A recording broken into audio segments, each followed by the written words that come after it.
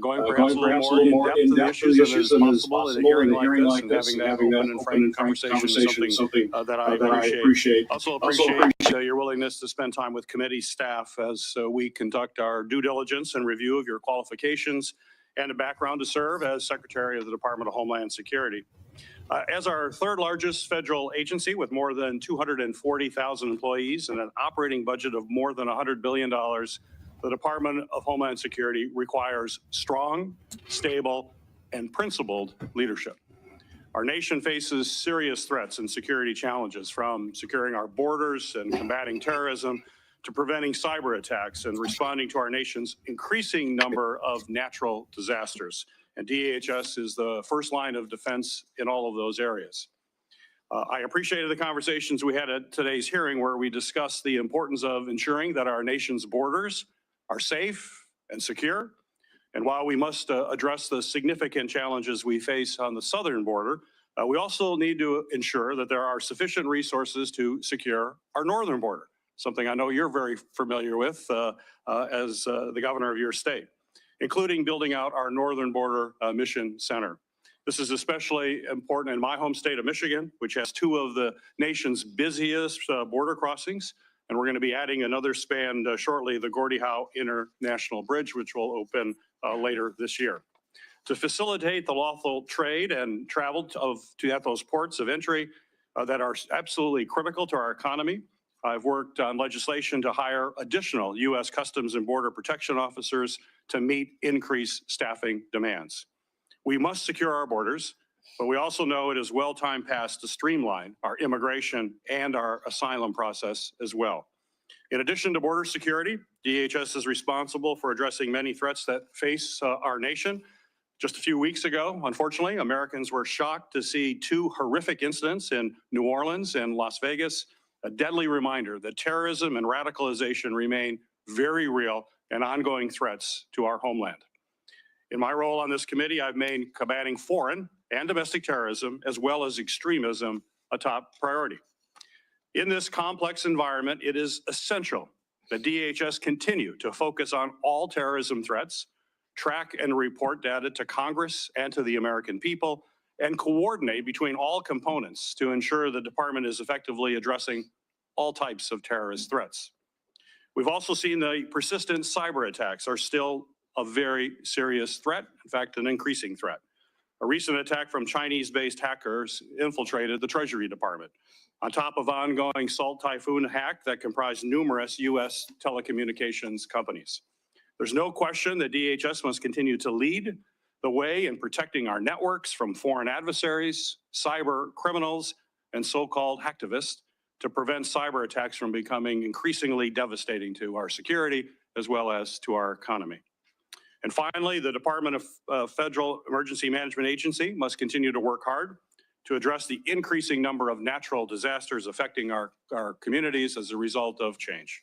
From violent storms like hurricanes that brought destruction to states across the South, to the devastating wildfires in California, and countless other severe storms and flooding events all across our country.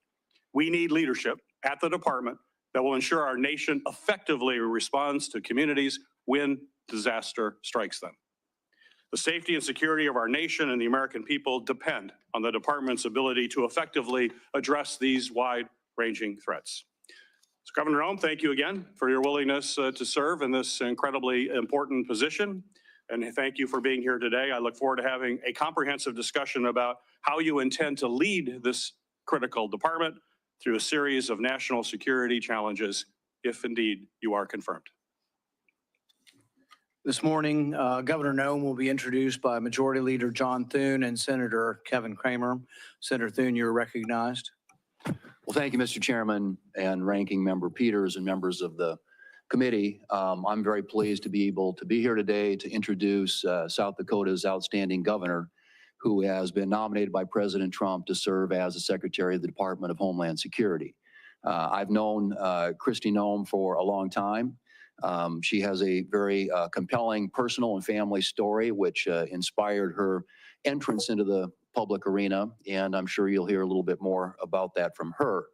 But I've observed as she has gone through the state legislature as a leader there, State House of Representatives, the U.S. House of Representatives, where she was our only member from South Dakota, representing our state's interests there for 8 years, and now currently as South Dakota's governor. And I think she brings to this job a number of things that are going to be really essential. And one is obviously a skill set when it comes to managing hard problems. She led our state through the pandemic, managed what were extraordinary circumstances all across this country in a way that made South Dakota, frankly, a magnet for people from other states who were trying to flee or get away from some of the heavy-handed requirements that were imposed in other states around the country. Our state stayed open, stayed free, and that was largely due to her leadership. And I would say, too, as we tackle it as an enormously complicated and hard issue, which is our southern border, it's going to require a skill set, which I believe she possesses. It's going to require a tremendous amount of persistence and determination, which I think she has, an enormous amount of energy, which she has in abundance. And frankly, what I would say is just absolute toughness. It's going to take some tough and hard leadership to get things back in order. And I want to refer to something she said in her State of the State address earlier this week to South Dakotans, and that is that over the past 4 years, we've seen a complete disregard for the security of our borders and the safety of the American people, to say nothing for the rule of law. Chaos at our southern border and the Biden administration has left our country vulnerable to a whole host of security concerns, from terrorist entries to cross-border criminal activity like drug trafficking. I think it's well documented, and I think it's high time that it gets fixed. And we have somebody nominated by the president that I believe has the capabilities, the qualities, the experience, and again, frankly, the determination and toughness to solve what is a very, very tough issue, and one which is desperately in need of solutions. So I'm pleased to be able to be here today to introduce our great governor and to thank you for your consideration. I look forward to this committee acting on her nomination, and I look forward to voting for her on the floor of the United States Senate to be the next Secretary of the Department of Homeland Security. Thank you, Mr. Chairman. Senator Kramer. Thank you, Chairman Paul, Ranking Member Peters, colleagues. Once again, I find myself in full agreement with the Majority Leader. It's a good place to be in our business. So this is a very special opportunity for me. And first thing I want to do is thank nearly all of you. I got into almost every one of your offices with Kristi as her very amateurish sitting Senator Sherpa. And the blessing for me was not only to be with my good friend and former colleague, but to learn a lot about this committee that I'm not on, and to get an inside view. And Gary, especially learning how we can work together at the northern border and how similar, although very different, Michigan and North Dakota are. So thank you for your hospitality. You were all very kind to Kristi and to me. But Kristi is a former colleague. You know, when you're the only member of a body of 435 from an entire state, it's really important to have friends. So together, Kristi and I were two out of 435. And if we could get Montana, Wyoming, and Alaska, there'd be 5 of us that could take on the fight. But I know this, I remember our very first year, my first year, it was not hers, my first year in the House, the unthinkable happened and the House of Representatives failed to pass a farm bill. And all I can tell you was the least secure Homeland person in America was the Speaker of the House and the Majority Leader the next day, when Kristi and I doubled up, and eventually we got a farm bill done. I say that because we are living at a time, and Senator Peters, you used the words strong, stable, and principled. I can't think of 3 better words to describe Kristi Noem than those 3 words. I would add this. I'm not surprised that President Trump turned to Governor Noem. Securing the homeland is the #1 priority, our #1 priority, our #1 constitutional priority as a Congress. And it is for sure the #1 priority of the voters in the last election. And it is the #1 priority for President Donald Trump. So naturally, he would say, who is the toughest, smartest, most capable protector that I know? I think I'd like to find a ranch woman, mom, grandmother who knows how to protect her own. And when you grow up on a ranch in the prairies or the West, nobody else is going to look out for your critters. No one else is protecting your family. You do it. And she brings this skill set, as Senator Thune said, as a leader, as a legislator, as a member of Congress, as a governor, a very important, by the way, when I'd get into the room with other governors, Senator Hassan, I might as well have just left because I was now part of a club where I don't belong. But anyway, it was very, very rich because there's an alliance there that's really, really important. And so for me, it's just a really special opportunity to be able to be here with her and to have had this time in your offices, introducing her to you. But I want to wrap up because last night I received a very touching letter, unsolicited by either Kristi or me, from the tribal chairwoman from the Standing Rock Sioux tribe, which straddles North Dakota and South Dakota. They don't really care who wins the South Dakota State, North Dakota State football game, but they do care about their reservation. And Chairwoman Alkire sent me this letter. Standing Rock is the home of Sitting Bull, in case you were wondering about the credentials of their ability to protect the homeland. I'll just read a few words. On multiple occasions, Governor Noem has invited the Standing Rock Sioux tribe to her table at the South Dakota State Capitol to enter into meaningful discussions. That's what I witnessed when she came to your offices. And Janet writes, it is of great excitement and enthusiasm that our North Dakota Governor Doug Burgum will be at the helm of the Department of Interior, and my hopes remain high that you will feel the same about Governor Kristi Noem at the helm of the Department of Homeland Security. These two governors understand the needs in Indian country and what words like tribal sovereignty, jurisdiction, and consultation mean to the indigenous people. Speaks volumes to her leadership and to her character. It's my honor to support her and turn it over to her. Thank you for those great introductions. The committee has also received several statements in support of Governor Noem's nomination, including a letter from 22 fellow governors, the International Association of Firefighters, and 6 other organizations. Without objection, these letters of support will be made part of the hearing record. And I know our senators are going to have to go, but thank you for coming and doing those introductions. It's the practice of this committee to swear in witnesses. Governor Noem, please stand and raise your right hand. Do you swear that the testimony you will give before this committee will be the truth, the whole truth, and nothing but the truth, so help you God? Governor Noem, you are now recognized for your opening statement. Well, thank you, and good morning, Chairman Paul, Ranking Member Peters, and the distinguished members of this committee.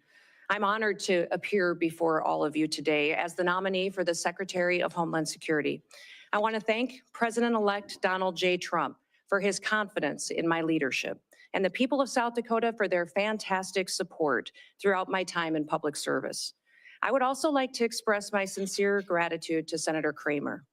He has been an invaluable resource to me throughout this process and given me much wisdom as well as insight into the thoughts and the procedures of the Senate and this body. And I'd also like to express my gratitude to Senator Thune, the majority leader of this esteemed body. He's been an advisor to me for many years as well as a friend. And I'm so grateful for the generous support of these two men and their willingness to be here this morning to speak on my behalf and to introduce me to this committee. Now, I'm a wife and a mother and a grandmother, a farmer, rancher, business person. I've served in our state legislature, in Congress for 8 years, and also a governor. I've spent my entire life in rural America. I understand what it means to work hard every single day and to build a better future for your kids and for all of our communities. I come before you today with a deep sense of responsibility and a humility as the nominee to lead the Department of Homeland Security, and also a commitment to the more than 330 Americans who we will work together to help serve and to keep safe and secure in their homes and in their communities. Now, before I proceed, I want to introduce to you my husband, Brian, who's here with me today. He is my constant 24/7 reminder of our dedication to public service, and that it's not a solo effort or done alone. He has been a rock by my side, and I appreciate all of his love over so many years. I'm grateful that he's here with me today. Shout out to Brian. Securing our homeland is a serious, sacred trust that must be relentlessly pursued and can never be taken for granted. Being safe within our borders here in America is critical, and yet Americans feel less safe than they have felt in decades. For the first time in 30 years, more than 40% of Americans are afraid to walk alone at night within a mile of homes. President-elect Trump is going to change that. I've seen firsthand the challenges and the opportunities facing our great nation. In the 20 years since the Department of Homeland Security was formed, the nature of the threats to our homeland has grown and they've evolved. This department was created in response to the failures of the government that led to the September 11th, 2001 terrorist attacks. And that reality is not lost on me, especially in the wake of the recent terrorist attacks over New Year's. Now, I've led South Dakota for the last 6 years with a focus every day on making our state safer, stronger, and freer. I've focused every day on making the best decisions, not just for right now, but for generations to come. I've overseen a state budget of over $7 billion and a state employee workforce of more than 13,000, including more than 7,000 that report directly to the governor. I've addressed important issues like cybersecurity, human trafficking, drug interdiction, and also natural disasters, the same challenges that are facing so many of you and the people that you represent back home. I've secured our state and supported the rule of law. And if confirmed as the 8th Secretary, that is the same approach that I will take to leading the Department of Homeland Security. As we face the evolving threats of the 21st century, the mission and the success of DHS is more critical than ever. We must be vigilant and proactive and innovative to protect the homeland. The challenges in front of us are extremely significant, and we must secure our borders against illegal trafficking and immigration. We must safeguard our critical infrastructure to make sure that we're protected against cyber attacks, respond to natural disasters, and also terrorism. I firmly believe that we can meet those challenges head on with resolve. Innovation, we can use collaboration with federal and with state partners. And senators, I want your input. Border security must remain a top priority. As a nation, we have the right and the responsibility to secure our borders against those who would do us harm. And we must create a fair and a lawful immigration system that is efficient and is effective and that reflects our values. President Trump was elected with a clear mandate. He needs to achieve this mission because 2/3 of Americans support his immigration and border policies, including the majority of Hispanic Americans. I was the first governor to send National Guard troops to our southern border when Texas asked for help and when they were being overwhelmed by an unprecedented border crisis. If confirmed as secretary, I'll ensure that our exceptional, extraordinary Border Patrol agents have all the tools and resources and support that they need to carry out their mission effectively. The same is true of my commitment to the outstanding men and women of the U.S. Immigration and Customs Enforcement. They are responsible for apprehending, detaining, and deporting illegal immigrants. And getting criminal aliens off of our streets and out of the country will help American communities be safer again. The bravery and the dedication of the Border Patrol and ICE are unmatched, and I will restore dignity to their work. The rising threat of cyber attacks also demands our utmost attention, and our critical infrastructure, from energy grids to financial institutions, is under constant attack by foreign adversaries and criminal actors.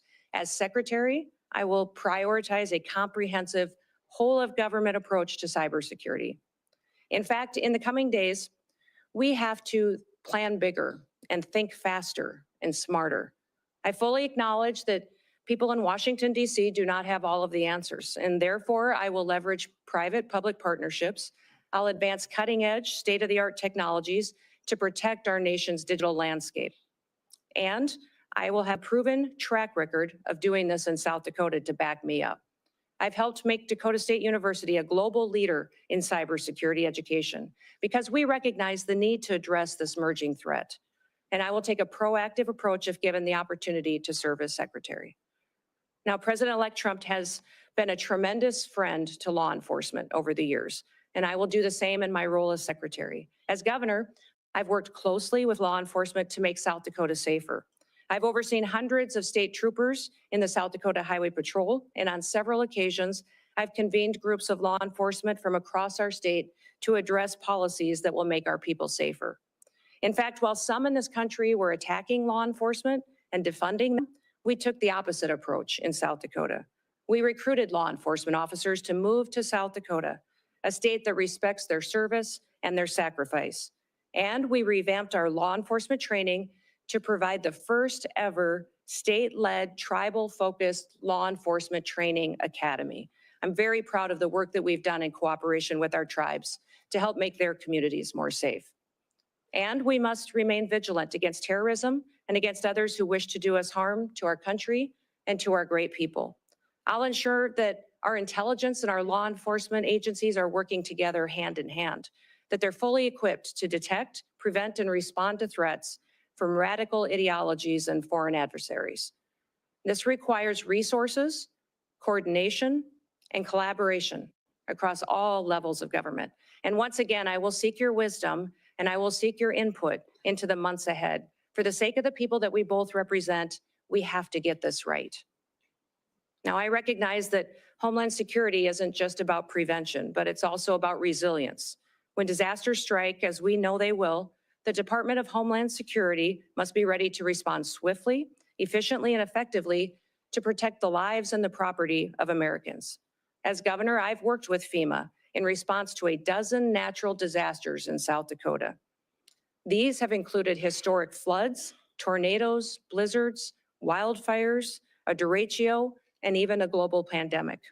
As secretary, I will enhance our emergency preparedness and strengthen FEMA's capabilities. And we will ensure that no community is left behind and that life-saving services like electricity and water are quickly restored.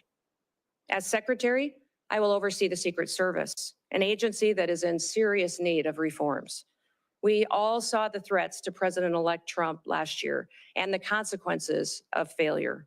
Now, that should never happen again. And I've worked closely with my own gubernatorial protective detail, and I'm familiar with what works and what doesn't work. And I'll bring that experience towards strengthening the Secret Service once again. I'm committed to working with this committee, with Congress, and with the dedicated men and women of the Department of Homeland Security to fulfill our mission. And together, we can ensure that the United States remains a beacon of freedom, safety, and security for generations to come. So thank you for the opportunity and the honor to appear before you today. Thank you for the meetings and the time that you took in your office to discuss the department and what we can do in the future to make the American homeland much more secure. I look forward to your questions and I hope to earn your trust and hopefully also your vote as we embark on this critical work together. With that, Mr. Chairman, I yield back. Thank you, Governor Noem. We will now proceed to questions. Each member will have 7 minutes. We will have a vote that will start at 10 a.m., but we're going to continue the hearing and keep people in line as you come and go to vote. We'll keep the hearing moving. I want to be clear from the outset that we will not tolerate any disruptions. The Capitol Police have been asked to escort anyone immediately from the room if they disrupt the hearing. This is a standard question, Governor Noem, that we ask of all nominees. Governor Noem, do you agree without reservation to comply with any request or summons to appear and testify before any duly constituted committee of Congress if you are confirmed? Yes, Mr. Chairman. I'm going to reserve the rest of my time for my questions and go to Senator Peters. Thank you, Mr. Chairman. Governor Noem, the DHS Secretary has many competing priorities, as you well know, and you outlined certainly in your opening comments, from our borders to wildfires to cyber attacks. But as you and I discussed at length, and I appreciate you bringing it up in your opening comments as well, we do have a northern border in addition to a southern border. That's absolutely essential that the DHS has the resources necessary at the northern border to carry out its mission, both between ports of entry and all along the border. In fact, we've seen an increase in unauthorized crossings in recent years at the northern border. So my question for you is, if confirmed, do you commit to ensuring along with the southern border that the northern border is sufficiently staffed to maintain its security and robust trade between the U.S. and its neighbors, including at the Gordie Howe International Bridge in my home state of Michigan, have the resources they need to facilitate trade while keeping Americans safe. Yes, Senator Peters, you and I talked about this in your office and also with Senator Slotkin as well, how important it is to continue to remain focused on our northern border and all borders and ports of entry that the United States has. I think there's been some universal concern from some of the committee members that as we focus on the southern border and what we're seeing as far as the invasion there and the amount of people crossing, that the northern border would lose focus. But that will not happen, and we will ensure that our borders are secure and we're addressing all threats that may come in from any direction. And also with the bridge as well and staffing up on that as well. And I've assured Senator Slotkin as well that our focus is there to make sure that it is staffed appropriately. Very good. And as we discussed, the department is diligently working to stand up the Northern Border Mission Center at Selfridge Air National Guard Base in Michigan, following the authorization and funding that I was able to secure in the last Congress. This center is critical to supporting the department's northern border security missions and addressing evolving threats. So quick question, if confirmed, do you commit to working with me to fully build out the Northern Border Mission Center? Yes, Senator, we will look forward, and I look forward to working with you to ensure that that is a priority and that it's adequately resourced, and working with Congress and senators to make sure that we have what we need to make sure that that mission for that base is fully fulfilled. Great, thank you. On New Year's, we witnessed two incidents that reminded us that terrorism and extremism remain serious threats to all Americans. Both DHS and the FBI have consistently said that the most persistent threat to the homeland is from US-based individuals or small groups radicalized by a variety of ideologies, from white supremacy to ISIS to Al-Qaeda. We must certainly continue to focus on people who are radicalized here in the United States with the intent of terrorizing our communities. So my question for you, ma'am, is how do you plan to address this threat of US-based terrorists? Senator, this is a grave concern for our country, as we all agree that the #1 threat to our homeland security is the southern border. In fact, since Joe Biden has been president, we've seen 382 individuals that have come over that border that are on the terrorist watch list. Behind me have the governor of Louisiana with me, and he and his state and people in this country went through a horrific event on New Year's Day, and one that we never want to repeat it again. But this governor behind me is concerned also about an upcoming event, which is the Super Bowl coming shortly, which we need to do all that we can to work together, that he has the reassurance that the federal government, that the Department of Homeland Security is prepared to help him protect that event and to keep people safe while they are there.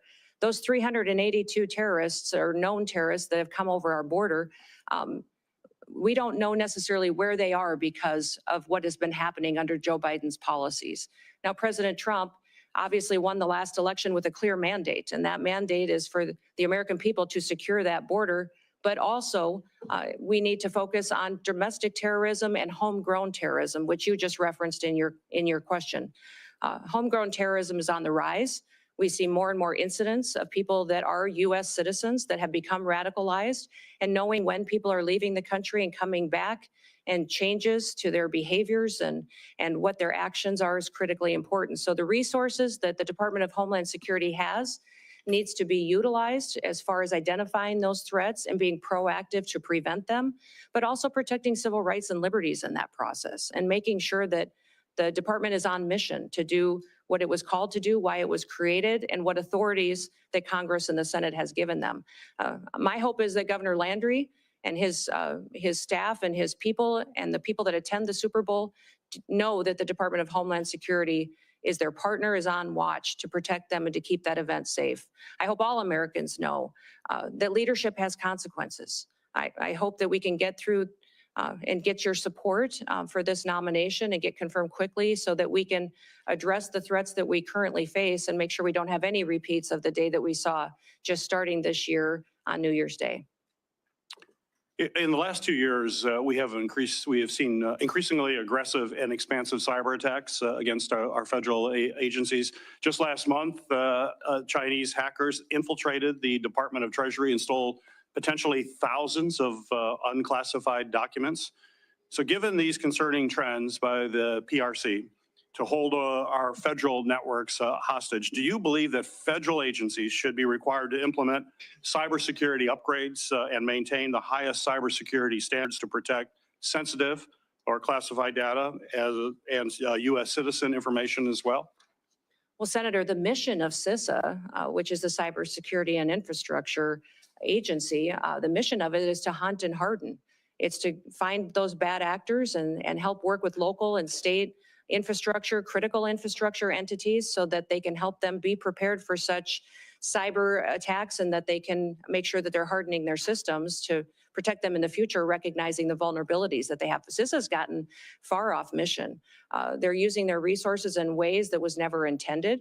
The misinformation and disinformation that they have stuck their toe into and meddled with should be refocused back onto what their job is, and that is to support critical infrastructure and to help our local and small businesses and critical infrastructure at the state level to have the resources and be prepared for those cyber attacks that they will face. You know, Salt Typhoon was a campaign of espionage by the PRC in China against our telecoms, where large amount of data was stolen and taken, and people's private information was taken as well. And we've also seen China and the PRC go after our critical infrastructure with the Volt Typhoon hack. And that was extremely dangerous because there was no reason for them to do that, just to steal people's data and information. The reason for them to go after that was to control our critical infrastructure, for the ability to see if they could shut down a water plant, a utility company, and that was to cripple our country. So these threats are real. CISA needs to be much more effective, smaller, more nimble, to really fulfill their mission, which is to hunt and to help harden our nation's critical infrastructure. Thank you. Thank you. Thank you. Senator Scott. Governor Noem, congratulations on your nomination. Thank you. I think you're going to do a great job. I think it's great that you're a governor and you bring that expertise to the table. So I just went through the campaign to get reelected, and it was after the Butler shooting. I'd asked people, I said, at all my events, I say, raise your hand if you think the acting director of the Secret Service is going to tell us what happened. Not one person. I said, what about Secretary Mayorkas? You know, he's running HHS. What do you think? Or Homeland Security. What do you think? I said, how about Christopher Wray? You know, head of the FBI? Not one person. Can you just talk about the importance of transparency and accountability in government and how you're going to bring that to the table? Yeah, Senator Scott, thank you for that question, because that's what I have found across the country as well. And I know it's certainly true in my home state of South Dakota, is that people don't trust the federal government. They don't trust our leadership and this current administration that's in the White House right now to tell them the truth about what the threats really are, about our agencies and departments, when there are failures, addressing them and fixing it. The Secret Service is one of those perfect examples. They need leadership that understands why that Secret Service was created and what it needs to do. There's two elements really that the Secret Service is tasked with, and that is protective detail and then also investigations. Yet we see investigators within the Secret Service out there investigating antiquities and other things that are off mission when they should be focused on making sure we're addressing national security events with the protocols that are necessary and protecting the individuals that they're charged with and getting that skill set and training that are necessary. That's been compromised by not having enough people there and being adequately staffed and resourced. But frankly, the leadership hasn't been honest about talking about it. We saw this with the drones over New Jersey as well, the federal government not answering the questions from the public. And when they finally got a straight answer out of President Trump, they felt reassured that somebody recognized that this was something they were questioning and that they deserved answers. My goal and my mission is to build trust. We will undertake a large job and a large duty that we have to fulfill, that the American people expect us to do by securing our border, to make sure that our nation is a nation with borders, or we're no nation at all. And that we are making sure that those criminal actors that are perpetuating violence in our communities and in our cities and towns and states are removed from this country, that there's consequences for breaking the law in our country again. There has to be consequences, because when Americans break the law, there's consequences. And why would we ever allow someone to come in from another country and not allow them and not have consequences, or allow them to continue to go forward and to to commit rape and murders and break other laws that endanger our society. So we've had over 13,000 murders that are loose in this country that have come over that border. We've had almost 16,000 rapists and sexual assault perpetuators that are loose in this country right now. 425,000 plus people have criminal convictions that are here illegally in this country that our current administration is doing nothing to round them up and get them out of our country. We will be doing that immediately, and that will be the priority. And that is one of the reasons that today the American people have lost their trust. President Trump will build it back and know that their federal government is accountable to them and is working to put America first again. So Joe Biden completely opened our southern border and dismantled our entire immigration system. As a former governor, I know that when the federal government policies are broken and failing Americans, you see the impacts in your state, just like I did when I was a governor. And you take the steps necessary to protect the families in your state. I know you've done that. One thing you did, as you talked about before, you sent troops, our National Guard, to the southern border. Can you talk more about how Biden's open border policy has affected your state and communities and the role your state resources placed in helping secure the border? You know, we certainly have seen the effects in South Dakota that many of your states did. And I would say every state has seen the effects of an open border and the policies that have been under the Biden administration. We saw increased crime, but we also saw increased drug activity. We saw cartel and their affiliates moving into our state to proliferate trafficking. And we saw people being victimized and a lack of accountability with the federal government. So when Texas was addressing the situation and asked other governors for help, we sent help. I know many of the other governors at the time were sending law enforcement, but I made the decision that at that time that it was more appropriate to send the National Guard, that our National Guard could be activated under Title 32 and sent to assist another state from the invasion that was happening. And because the National Guard is trained for just such a mission. Because of this invasion, that it is a war zone down there with what they are going to see, the threats that they would see, and that they are trained specifically to interact with other agencies. The National Guard is used to falling in with other agencies and cooperating with them and could do that seamlessly. And their families and their communities are advised to them being deployed. So we have in South Dakota deployed our National Guard to the southern border 8 different times. 2 of them were federal deployments that the Biden administration sent them down there. One was to send our Lakota helicopters, which were used for surveillance and the drug interdiction that was going on down there. But 6 other times I sent them under state activation to partner with Texas and other states in securing our southern border. They did security operations. They also did building of the wall and partnered with Texas, recognizing the failures of the federal government. The failures of the federal government are significant, and we've seen our families and communities devastated by those effects, by the drug epidemic, by the trafficking that's going on, the increased crime. And we recognize that just because the federal government wasn't doing their job, we could not fail our state. And I needed to protect the people of South Dakota, and the people of South Dakota were overwhelmingly supportive of these deployments and very proud of our National Guard. When I was governor of Florida, there was a terrorist attack in Paris by Syrian refugees. So President Obama was president, and I said, I'd like to know if you're going to send refugees to my state, that you give us some background on them. You know, I assume you vetted them and tell us what's going on. You have to tell me, but you ought to tell our state law enforcement and our local law enforcement.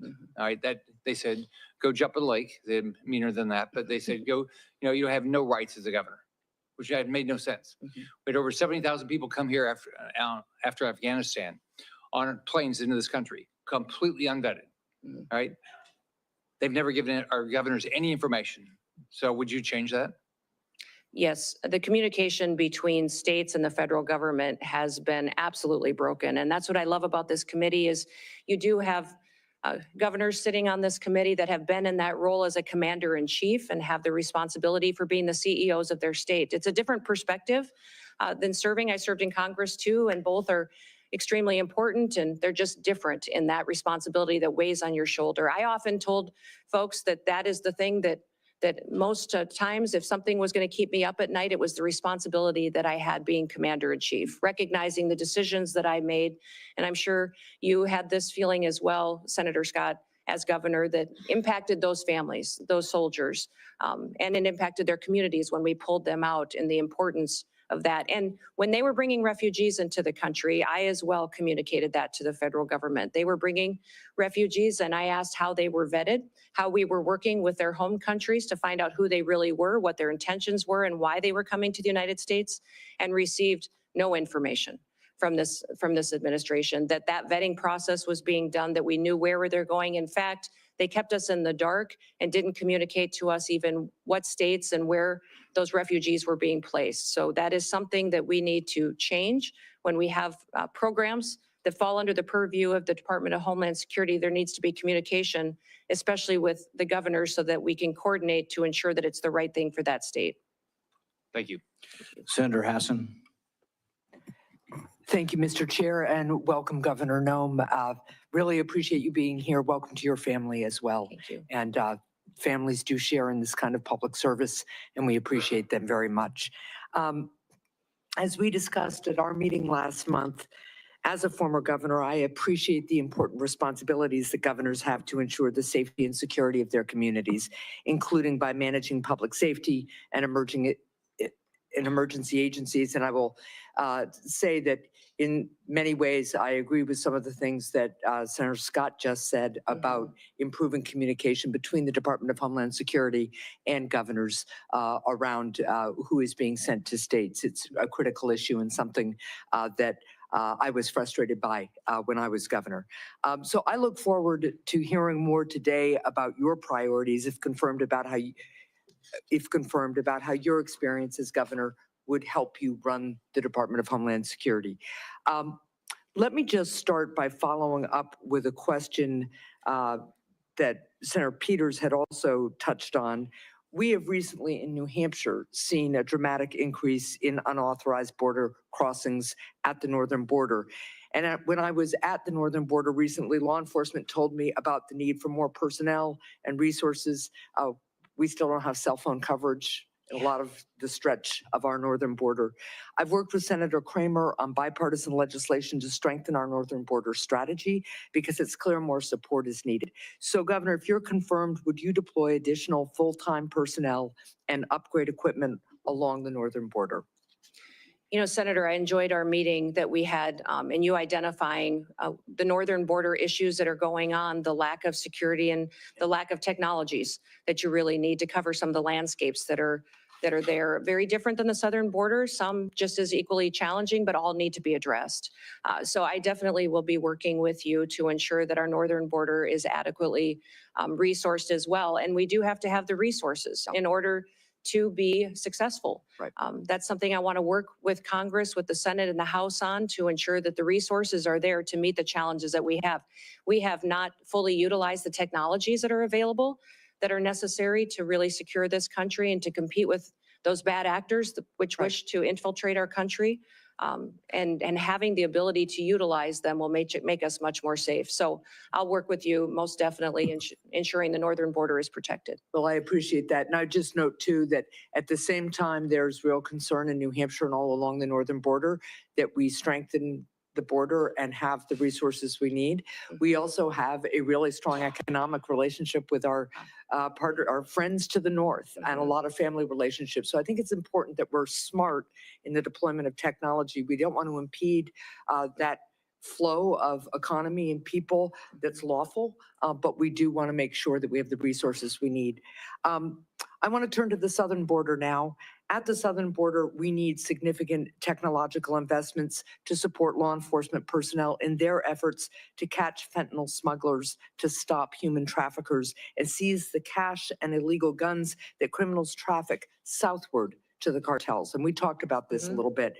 There's bipartisan support for these investments, and I've worked with colleagues, including Senators Langford and Cornyn, on legislation around these issues. Governor Noem, could you identify specific technological investments that you would make at the southern border? And are you willing to work with me on increasing southbound inspections if you're confirmed? Yes, certainly, Senator. You've heard President Trump talk about the need to build a wall, and the wall and infrastructure is critically important, but also at our 382 legal ports of entry, we need to have technology so that flow can happen north and south, and it can happen in a legal manner to ensure that our commerce can continue to operate and that we can continue to make sure that we're also secure.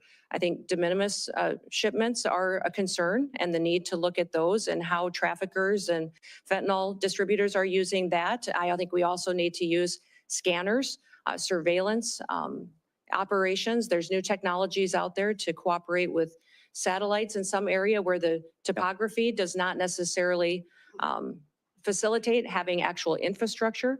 And then also the ability to make sure that we're utilizing that technology that allows us to know what is going south that might be fueling some of the violence that ends up coming back north, and ensuring that we're stopping that before it has the chance to supply those cartel and bad actors that would come in. Yeah, I really appreciate that because the southbound flow, particularly of cash and weapons, fuels the cartels and strengthens them. Absolutely. And it's something that we really have to focus on.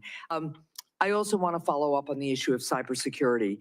Recently, criminals launched a successful cyber attack on PowerSchool, a cloud-based record management system that contains personal information about tens of millions of kindergartners through high school seniors, including many students and teachers in New Hampshire. This cyber attack on PowerSchool comes as schools and local governments across the country have seen a surge in cyber attacks on their systems. And when a small school of maybe a couple of thousand system, maybe 1,000 students or so has to pay $2 million in ransom. I want you to think about what that does to one of our small communities, right? So Governor Noem, if you're confirmed, how will you empower the Cybersecurity and Infrastructure Security Agency to improve the cybersecurity of state and local governments in the United States? Well, thank you, Senator. If I am confirmed and have the opportunity to serve as secretary of this department, I'll be following the Constitution and the rule of law, and then getting these departments back on mission to why they were created and why they are existing. What CISA should be doing is helping those small entities, those schools, those local city governments, the state governments, and the small businesses that are critical infrastructure that don't have the resources to stay on top of the critical protections that they need to enact. Well, let me follow up just quickly on that one point. It's something we discussed when we had our meeting. I worked with Senator Cornyn on a bipartisan bill that became law that created a cybersecurity grant program for state and local governments. This is in addition to each state getting a cyber coordinator to help on the ground. We discussed this program, and I know you as governor had some reservations about the structure of the program. But if confirmed, will you commit to working with Congress to adjust it? I'd love your input about what gave you pause as governor. I think there were only 2 governors who didn't participate in the program. And I hope that as we work on the concerns you have, you'd work with me to adjust and reauthorize the program. Yes, all grants within the department will be evaluated when I come in and be looked at to see what we can do to make sure that they're actually fulfilling the mission to which they were established. What I would say about the cybersecurity grants in South Dakota, when I came in as governor, one of my main priorities was to bring the next industry into the state. And I determined that that would be technology and cybersecurity. In fact, we have Dakota State University in our state, which is a cybersecurity national leader in training those cyber warriors that we need to protect us and keep us safe. I've since then partnered to grow and double the size of that school. We train a lot of NSA employees in South Dakota.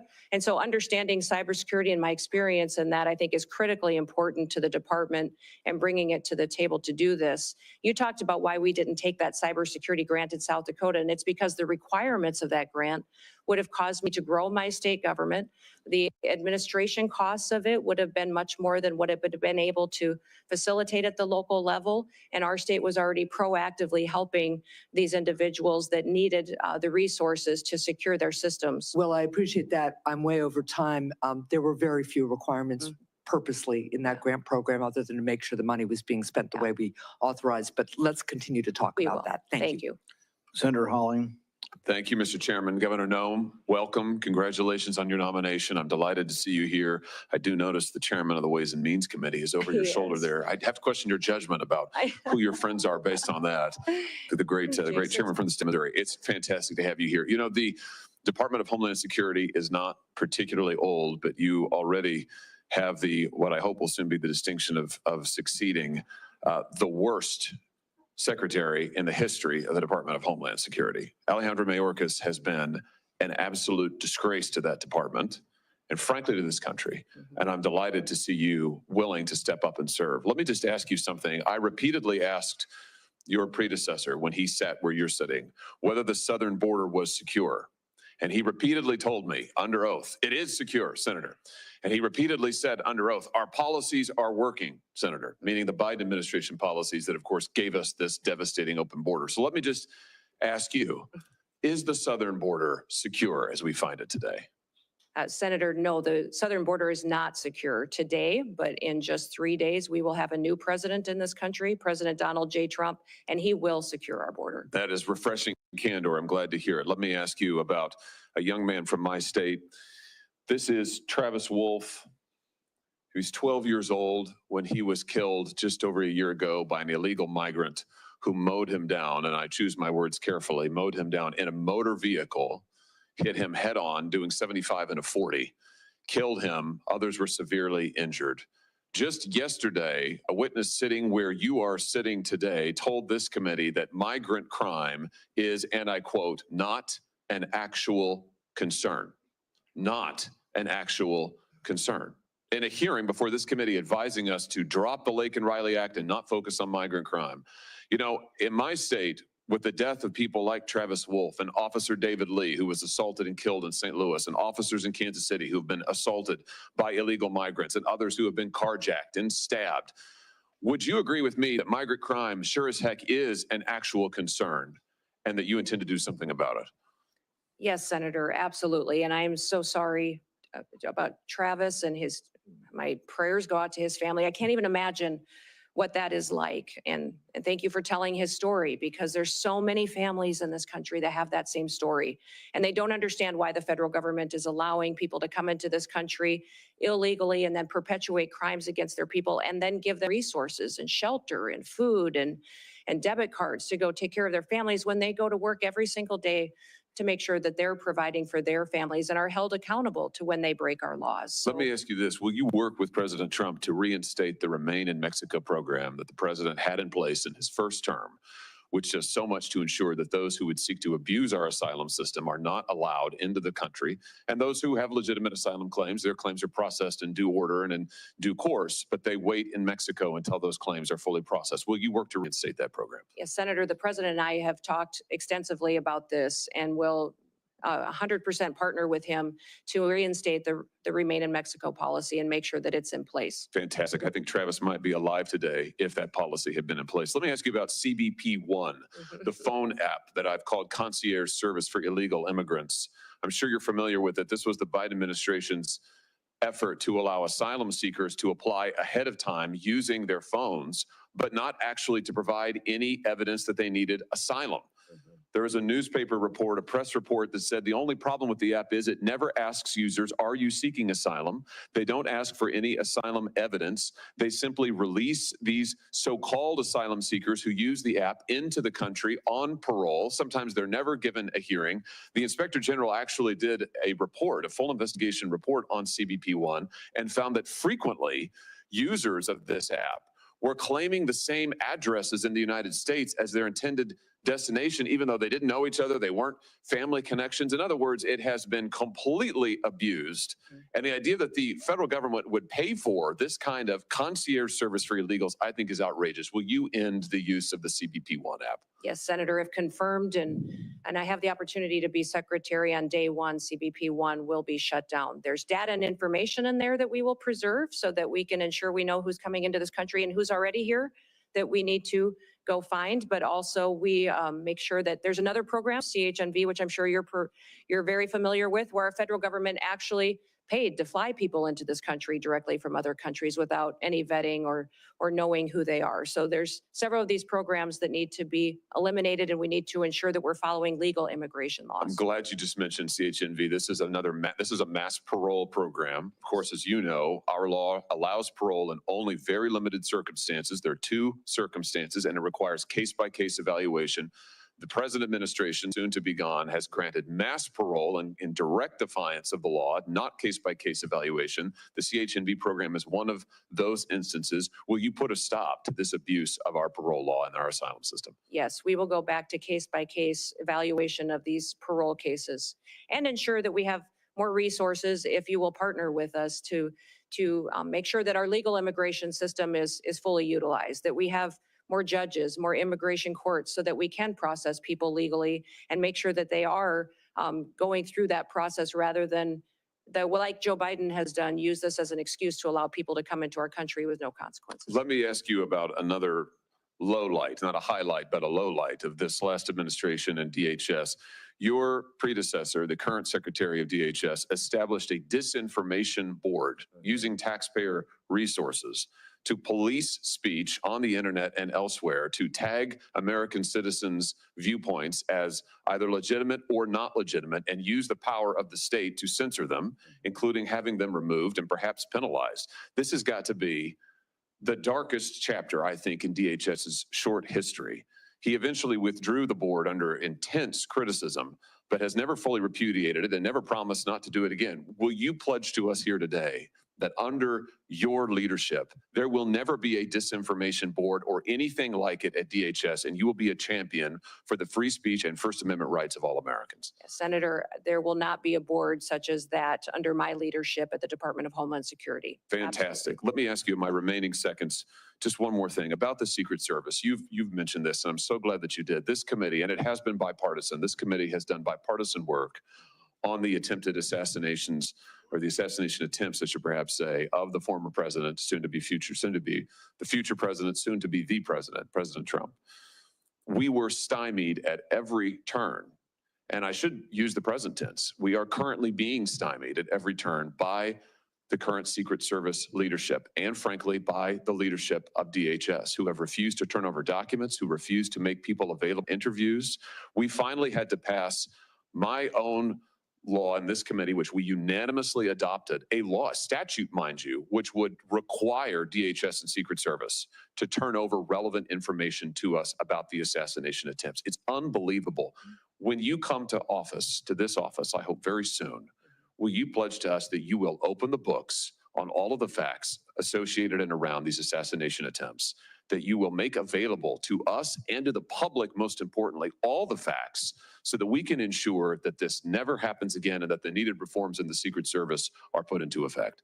Yeah. Senator, if I am the Secretary of Homeland Security, I will certainly work with you to build transparency and make sure the facts are shared with you and your committee. I know that you've been very frustrated by the lack of transparency from the department, and I want to thank those of you that have worked on that report that was put together on these assassination attempts. I know it was a bipartisan report and investigation that this committee conducted, and I appreciate you focusing on that, and I will work with you to get the information so that you have the truth of really what happened there and the failures so they can be fixed. Thank you. That's a great place to end. And a high note, as I see my friend Senator Blumenthal, who did fantastic work on this effort, and it will be an incredible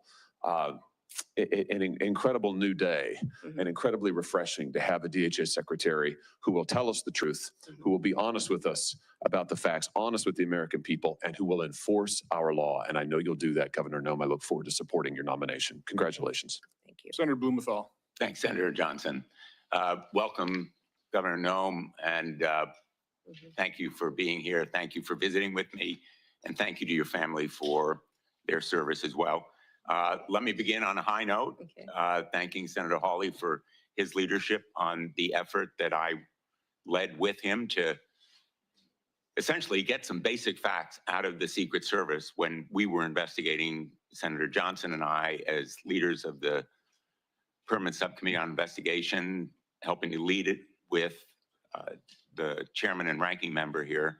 And I'm hoping that you've read our report and that you will agree to begin implementing its recommendations, which call for major reforms, in my view, a house cleaning top to bottom in the Secret Service, and greater transparency with this committee and with the American public. Yes, sir. I will certainly work with you to do that and to work to make sure that we have that transparency and the committee has the information that it needs to do due diligence of its oversight. Our investigation is continuing. Yep. Senator Johnson and I have discussed it, and we will be making more requests to pursue the fact-finding that is so important. I want to ask you about disaster relief. Mhm, California is on fire. mhm. The fires raging there are going to leave destruction and devastation that is heartbreaking. I am really disappointed with some of the statements that President-elect Trump has made. For example, saying that, quote, we won't give him, referring to Governor Newsom, money to put out all his fires. And if we don't give him money to put out fires, he's got a problem. The specter is there of potential discrimination based on politics, withholding money from California or other states. It's not an unfounded fear. In the last administration, there were public reports about President Trump withholding money from the state of Washington because of his disagreements with Governor Inslee. Connecticut, like the rest of the nation, suffers from these natural disasters. Most recently, in August, we were hit by major flooding, and these natural disasters are going to become more frequent, as will be the need for the federal government to meet the requests for declarations of natural disaster. I assume you will agree with me that withholding disaster relief by President Trump or any other chief executive of the United States is a violation of his duty and of law. Well, Senator, leadership has consequences. And looking at the tragedy that's happening I in want to California ask is yes or no, with all due respect. It's an what's easy. happening in California is the ramification of many decisions over many years. But under my leadership at the Department of Homeland Security, there will be no political bias to how disaster relief is delivered to the American So if people. President Trump were to say to you, we're going to withhold money from Connecticut or Michigan or any of the states, Iowa, because we don't like the governor or we don't like the politics of the state, you would stand up to him and say, Mr. President, we need to allocate that money. Senator, in 3 days, President Trump will take an oath to uphold the Constitution and the rule of law in this country, and he will do that, and I'll be glad to have him back. And I don't assume I don't that's a speak yes. to hypotheticals, which is what you're asking me to do, but what I will tell you is that as secretary, I will do the same. I will deliver the programs as the Well, it's more laws than a dictate. hypothetical, with all due respect, and I apologize for interrupting you, but my time is limited, as you know, as a veteran of these hearings. It's more than a hypothetical. It's based on experience with President Trump withholding money from Washington State and elsewhere. I need to know from you, will you stand up to the president and say, no, the Constitution and the Impoundment Act requires us, for example, to allocate the $100 billion that we have just appropriated in the last session to states like Connecticut, $3 million, Texas, $10 million, almost every one of the states represented here. Will you say no to the president if he withholds that money? Sir, I don't know about the scenarios that you're referencing with President Trump, but what I will tell you is that if given the chance to be Secretary of Homeland Security, that I will deliver the programs according to the law and that it will be done with no political bias. And if the programs change, or if you decide to change the rule of law, then I will follow that while So you adhering to the pledge to Constitution. allocate and distribute that $100 billion. According to how the program is written, with no political bias. Thank Every you. American deserves to be there and have disaster relief, the same as their neighbors. Basically following the law. Yes. Let me ask you, Senator Peters asked you about homegrown Mhm. terrorists. Mhm. The New Orleans tragedy Mhm. was the result of a homegrown terrorist Mhm. born in this country, radicalized by ISIS. And it reflects the reason why the intelligence community, the FBI, almost all of our law enforcement has said repeatedly, domestic violent extremism is the most lethal and persistent threat to our security. That terrorist was radicalized by ISIS. The investigation is underway. We don't know all the facts, but we do know that he was a military veteran and ISIS was responsible for radicalizing him. Shouldn't we focus on ISIS as a threat to this country's security? Senator, certainly we should be focused on all threats to this nation's security. That's the mission of the Department of Homeland Security, and homegrown terrorism is growing. We have more and more incidences. The tragedy we saw and the terrorist attack What in will New you Orleans do to was- combat it? What will you do to stop ISIS and other extremist organizations from radicalizing people in this country? Well, certainly, Senator, I'll continue to work with the administration and our partners and the Department of Defense, the intelligence agencies, also within Secretary of State and the other branches and cabinet officials to make sure we're bringing all resources to bear to identify and to stop these types of terrorist activities. What I would say is the cybersecurity and intelligence elements that we have within the Department of Homeland Security have been incredibly siloed. They have not communicated with other intelligence agencies like they should and partnered. INA has some interaction, but not enough. And we also need to have CISA have interaction with the FBI, CIA to make sure they're working together to stop these types of threats and identify when they're growing among our citizens and how My they time become has expired. radicalized. This area of questioning, I think, is supremely important. I know there's a lot of focus on we all want more border security. We want to stop migrant crime, but let's not take our eye off the ball. The governor of Louisiana for the Super Bowl ought to be really riveted on the potential for homegrown terrorism as a threat. And I hope that you will help him and other governors to do their duty to protect the people of the United States from that homegrown terrorist threat. Thank you. I look forward to working Senator with you. Ernst. Thank you, Senator Johnson. Governor Noem, thank you so much for being here today. And I want to thank you for your continuing service, the service that you had as a member of Congress, the service that you have displayed as a governor of the great state of South Dakota, our neighbor to the northwest, and for being willing to step up and take on this immense responsibility. So thank you so very much. We had such a good discussion when you came to my office in the last several weeks, and we talked about the importance of securing our border and fixing our broken immigration system. And I'd like to start today by sharing a story about one of my constituents from Council Bluffs, Iowa. And what we have seen through this broken border is tragedy that strikes so many families across the United States.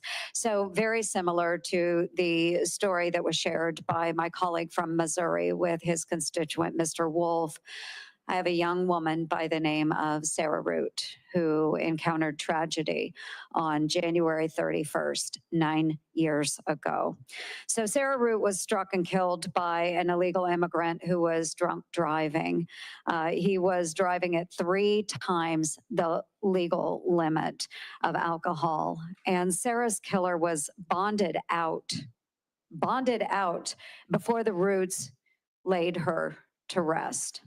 He fled the country and has not been seen or heard from since. The Root family has not seen justice. So, Governor, how do you plan to prioritize the detention and deportation of illegal immigrants like Sarah's killer? Senator, thank you for telling Sarah's story. I remember when this happened because it was so close to home and so devastating for her and her family and the entire state of Iowa. in our country. President Trump is focused on making sure that these types of situations don't happen again, that we don't continue to lose our children and our family members to illegal immigrants that come in and perpetuate crime and with no accountability, and then are released with no consequences. So the number one priority of the president is to secure the border and to deport these criminal actors immediately and as soon as possible. They will be the number one priority to make our communities safer, and so that we don't have this kind of situation going forward. In fact, people, I think when they first heard my name being mentioned and nominated for the Department of Homeland Security, maybe thought it was a little bit of a surprise. Like, oh, I didn't think about Kristi doing that job. But I tell people the reason that I asked for it is because I knew it was the president's number one priority. I knew that it needed to have someone in the position that would do what the president promised the American people, would be strong enough to do it, and follow through to make sure that we're protecting our communities and America, but that also came at it from a perspective of how these families feel, that was a wife and a mom and a grandmother, and would be able to stand up and communicate to the American people what we were doing and why we were, because it's what they asked us to do. I have 3 grandchildren and 1 more on the way, and when I look at little Miss Addie every day, I just think, what kind of a country is she going to grow up in? What kind of a country will we leave her and her brother and his sister? And I don't want them to think that their grandma sat on the sidelines and didn't do all that she could. So I will enforce the Constitution and the law, and I will make sure that when people enact horrific things like this that happened to Sarah and her family, that there will be consequences for it. Yeah, absolutely. And as a fellow grandma, I know that you are perfectly positioned to enforce this. I do want to move on to another topic that we visited about in my office. So I'm the founder and the chair of the DOJ Senate caucus. And so we do need greater government efficiency. And I do believe in order to do that, we need less of our employees teleworking and more of those government workers back in the office working for our constituents.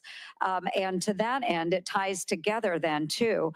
We just found out that the Treasury Department had a cyber attack on December 8th from China.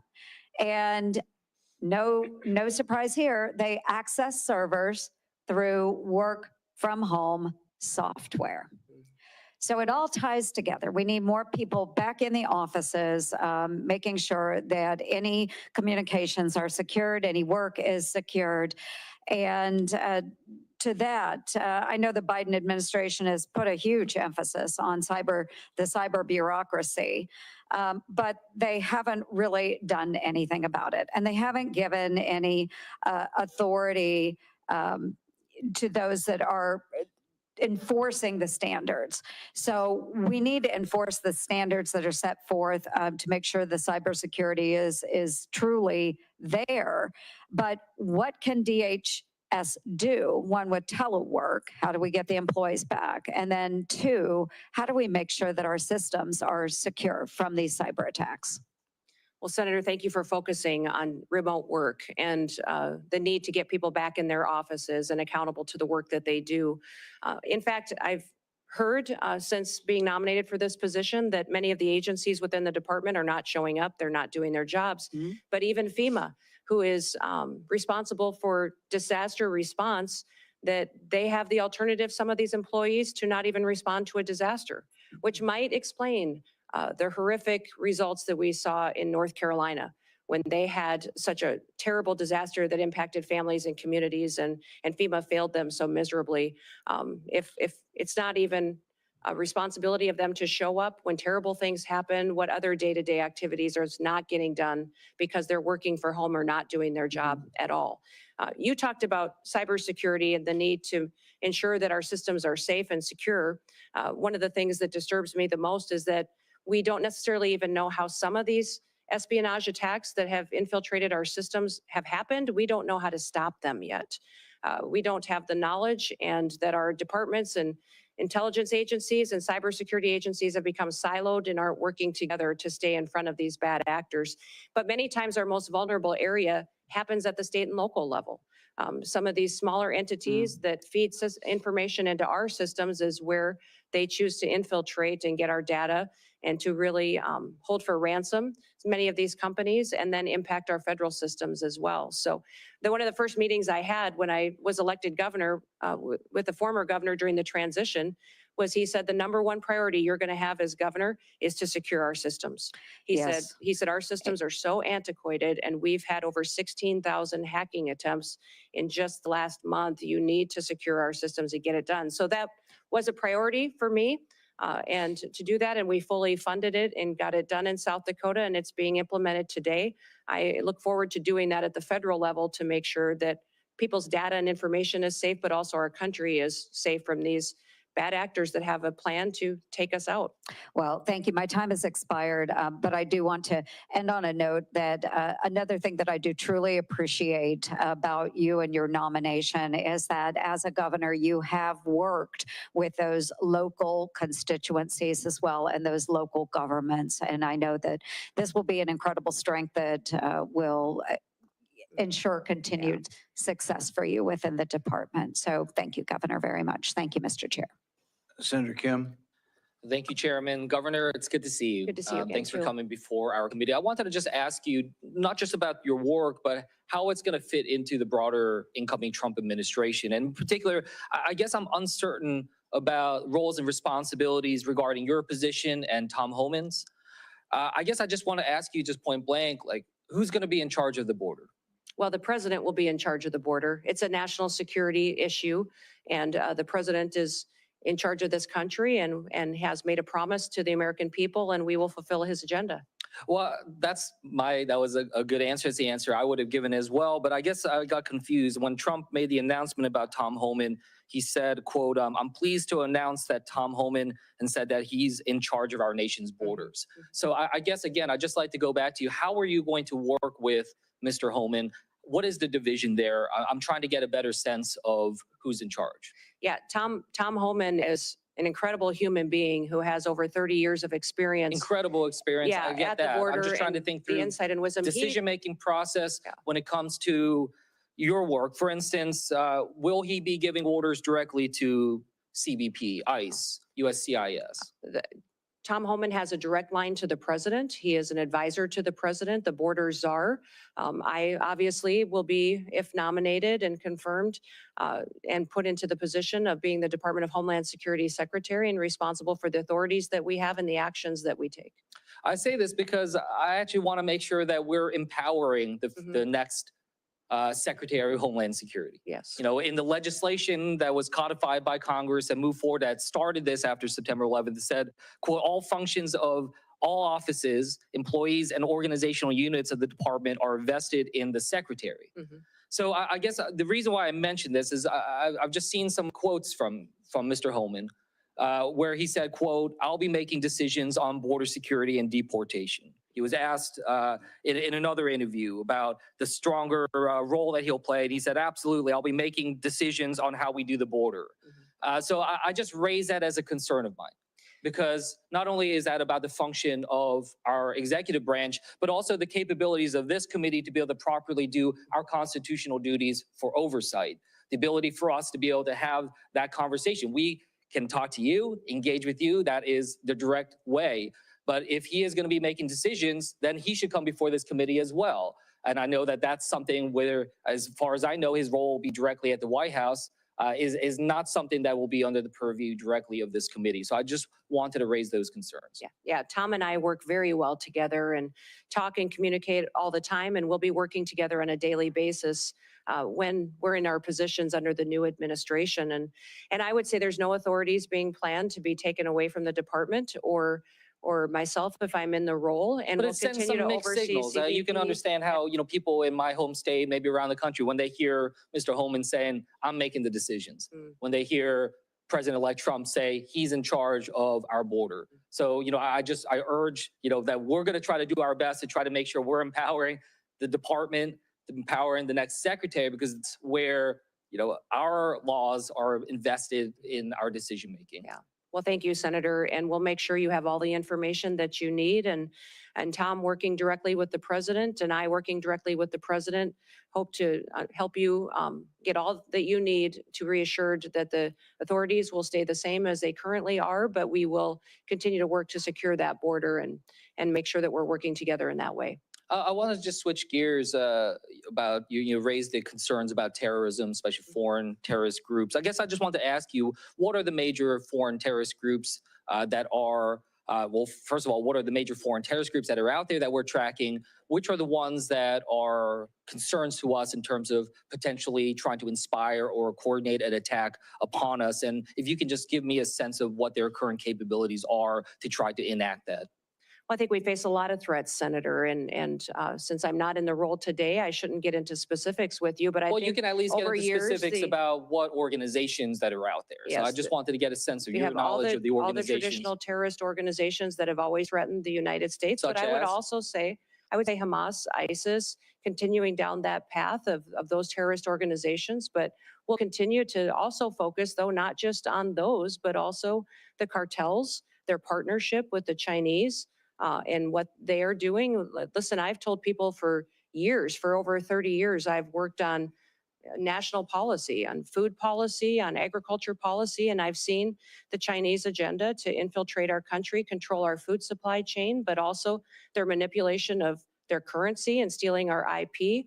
And now I believe that this fentanyl crisis that they have flooded our country with is geared, and the purpose of it is to kill our next generation of Americans. No, It is to I control don't us. discount the So importance when you of focus those. on one or two groups, I think it takes your eye off the ball as to where all the threats could come from. We just spent a significant amount of time talking about homegrown terrorism as well. Correct. And I'm about glad we're having that conversation. But the reason why I mentioned it, I was not trying to quiz you or anything of that nature. It's just that, when the Department of Homeland Security, when their threat assessment for 2025 lists 3 organizations, lists Al-Qaeda, lists ISIS, in particular ISIS Khorasan, and the IRGC and the threat from Iran. I just want to make sure that I get it. You're talking about the importance of the border. We all understand that. We want to work with the incoming administration to try to have an orderly process, one with that.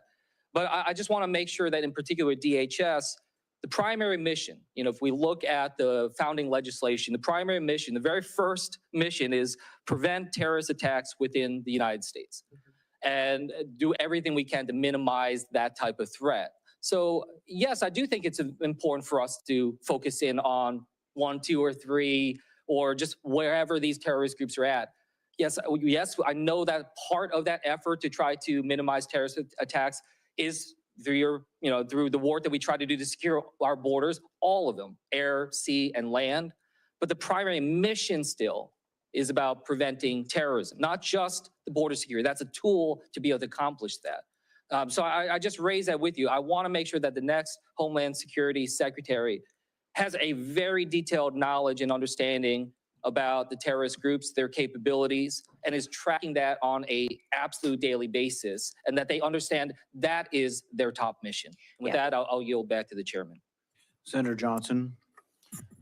Governor Noem, welcome, and thank you for your willingness to serve. You'll be taking over a massive federal government agency, 240,000 employees. It's probably too massive. I think had I been there back then, I don't think it would have assembled these 22 different agencies in this massive department, but that's what we've got. It's a department that the previous administration, I think, has completely misused.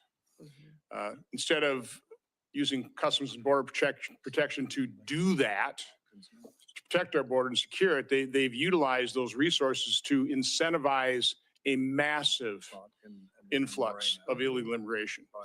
Instead of using the Cybersecurity Infrastructure Security Agency to do that, they instead engaged in mission creep and utilized it to censor Americans with the Misinformation Board. I am concerned about disaster relief, just federal disaster relief in general, creating greater and greater and increasing levels of moral hazard, resulting in higher costs of these disasters. So let's cover each one of those kind of in order. How do you gain control over a massive agency whose resources and personnel have been misused. I mean, how do you root out those individuals who, instead of securing our border, opened it up and facilitated this? Well, Senator, this has been a big topic of conversation in most of the meetings that I've had with the members of this committee was how do we fix this agency, which the reputation is that it's broken and dysfunctional. I think that was the question I get asked the most is why would you want to head up such a dysfunctional department? And I would say that because the mission of the department is to secure the homeland and our people. It's our biggest vulnerability right now. And we have a president that's not enforcing the law. And I don't believe the law should be unequally applied. Everyone should be subject to our laws, and a nation without laws and without borders is not a nation at all. So I will work by ensuring one of the things that Senator Ernst talked about, people have to show up for work. I think there's going to be a majority of people who don't have their primary mission to secure the homeland, that if they don't want to show up for work, then maybe they're just not truly passionate about protecting America. I think they need to do that, and they need to recognize what their job is. The morale in DHS is very low. I'm going to let people do their jobs. I'm going to remind them what their jobs are. Some of these Border Patrol agents haven't been able to do their jobs for a very long time. They've been processing paperwork and facilitating an invasion when they should be back securing our border, which is why they were recruited and wanted to serve there to begin with. We're going to build partnerships with local law enforcement, with ICE and task forces. So we're communicating again with local sheriffs and mayors and law enforcement to partner together. When you talk about the fact that this is such a broken agency that needs so much improvement, a lot of it goes back to why we're recreated and are we fulfilling that mission and making sure that these individuals are getting back on task. So under my chairmanship and under the Trump administration, we did rename a part of DHS, so the Cybersecurity Information Security Agency. I in no way, shape, or form ever contemplated that the sub-agency within DHS that was really focused on securing us against the cyber threats and other threats to our infrastructure would ever be used to violate the Constitution the way it was used to violate the Constitution under the Biden administration. This administration has been completely opaque. We do not have the information to know and the communication in terms of what all happened here. So my question relates to how they misused CISA. Will you commit to providing the transparency, providing the information, investigate it yourself, but provide this committee, my subcommittee, the information to expose the truth to the American public, but even more importantly, propose a piece of legislation based on our investigation, based on those results, to fix it so that no administration can ever misuse the language of the law to commit that kind of unconstitutional act and violate people's First Amendment rights. Yeah, Senator, I look forward to working with you on that. And I think what we saw during the COVID pandemic, the actions of CISA, their misinformation and disinformation campaign, the materials they were putting out was shocking.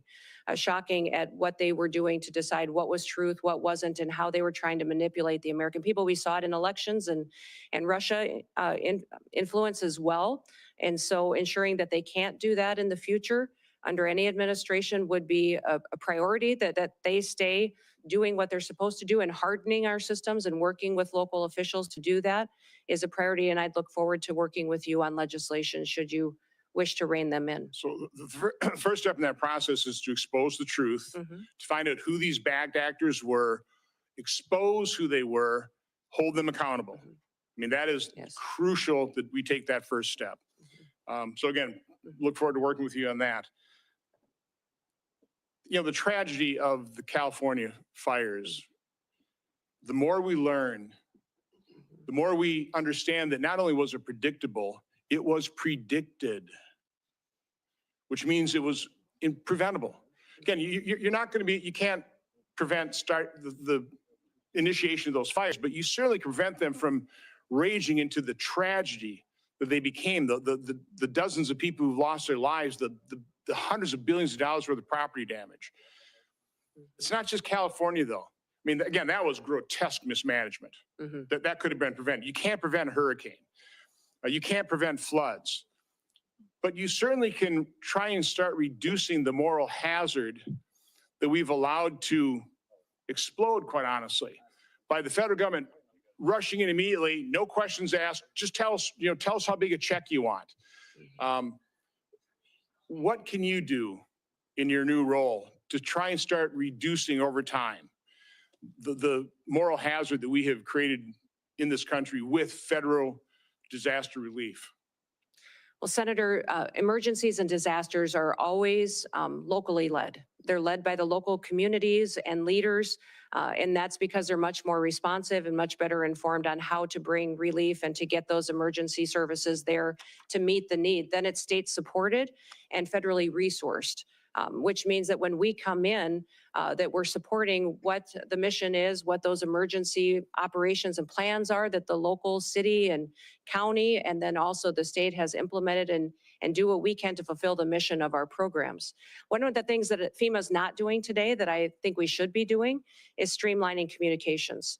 We saw this in New Orleans, we saw it in other terrorist attacks in the country, and you just referenced it as well about the American people not getting the truth, senators not getting the truth and the transparency that we need, is that I believe FEMA can always put out a blueprint for what a response would be should something terrible happen. And when we look at the Secret Service, what happened in Butler, we saw that communication was an issue, that the Secret Service wasn't communicating and balls were getting dropped with local authorities, local law enforcement, and we can put forward a blueprint for how communication can happen and be streamlined between the federal government, the state, and the local entities, so that should something happen, this is how we talk to each other, to make sure that the public has the facts, they're not getting misinformation, which happened with the New Orleans terror attack just recently, but also up in Pennsylvania as well. That blueprint is what we do at the state level that FEMA has failed to do, to proactively educate the public on what everybody's roles are, what we do should something happen, whether it be a natural disaster or a terrorist attack or an emergency response is needed, that we can put out those blueprints ahead of time, educate people, train those local entities, which they currently do to a certain extent today, but not good enough to really know that not only can the resources be pre-deployed in many of these situations so that they're more readily accessible, but also how are we going to communicate and make sure everybody's on the same page so that we can be much more efficient. I wish that we would have had different leadership and a different governor in California, or we might have a different result there. But in the Department of Homeland Security, we can do all that we can to make sure that the people that live in California know that they're going to get a response from the federal government that's appropriate. And we did all that we could to make sure that they had the information ahead of time so they could protect themselves when they do have a failure in leadership like we've seen. Well, thank you and good luck. You bet. Since Senator Johnson brought up California fires, I have to interject here. We talked about burn policies, these are local policies, how we try to not have so much brush and things like that. They're also next to the largest body of water in the world, the Pacific Ocean. So I see these homes all burning on the beach in Malibu, and I'm like, wow, if they just had a generator and a hose, you start sucking the water out of the Pacific Ocean, but you could do more than that. You could pump it and put it in cisterns up in the hills a mile or two in. It doesn't rain very much there, but why don't they take the ocean water, put it in cisterns, and have a bunch of water ready when a wildfire shows up? But it's like, once again, bad local government. Senator Gallego. Thank you, Chairman. Thank you, Governor, for your attendance, and I appreciate us meeting last week and our frank conversation. So in partly following up to our conversation, in recent years, I've been in very close contact with our Arizona border communities, which are unlike other border communities, and about the funding needs to address migrant influxes through the Shelter and Services Program, or SSP. Without this funding, border communities must bear all the financial burden for national immigration challenges and the broken border in general. So that means police, fire, hospital systems, in general, anything of that. And at the same time, they will also face the potential challenges of street releases. And again, these are very small towns on the border. So having thousands of people being released becomes both burdensome, security issues, and just not fair to them. And we get lumped in with places like New York and Chicago about how they do their shelter programs. Our shelter programs are not the same as New York and Chicago. We do not permanently put people in apartments or anything of that nature. We are trying to move people away from the border so that way they don't become a burden on these very, very small communities. So I'm very highly concerned, as I told you in our meeting, when the SSP program becomes politicized and to the point where we get lumped in with those programs I don't think are effective and are actually counterproductive. And it ends up depriving our small Arizona borders of these very, very vital funds that they need. So as DHS Secretary, how would you ensure that border communities are not left to respond to and pay for these immigration influxes, the broken border system on their own? And when you commit to helping really not politicize or just join the SSP program to the point where places that are doing things correctly, like Yuma, Arizona, like Pima County, like Cochise County, aren't lumped in with the people that are doing things incorrectly, like New York State and Chicago?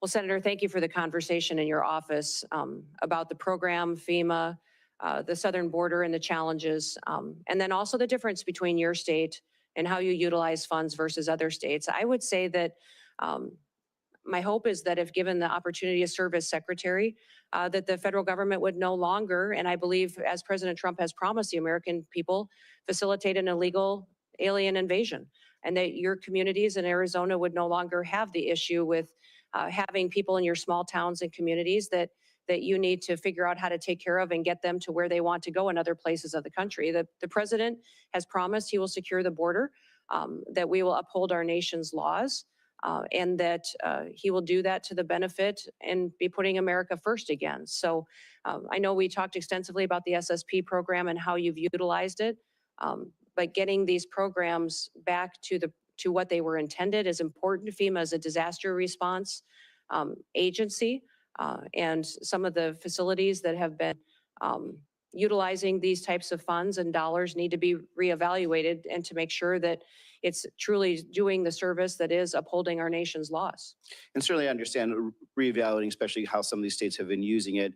And in an ideal world, we don't have to have a program like that because we don't have this mass of humanity that's coming towards our borders. But even under the first Trump administration, we actually still needed it also. So this is why my concern is to not get rid of this program, because again, these small communities, I'm talking communities of maybe 10,000 people, maybe only 6 or 7 cops are going to end up really bearing the brunt.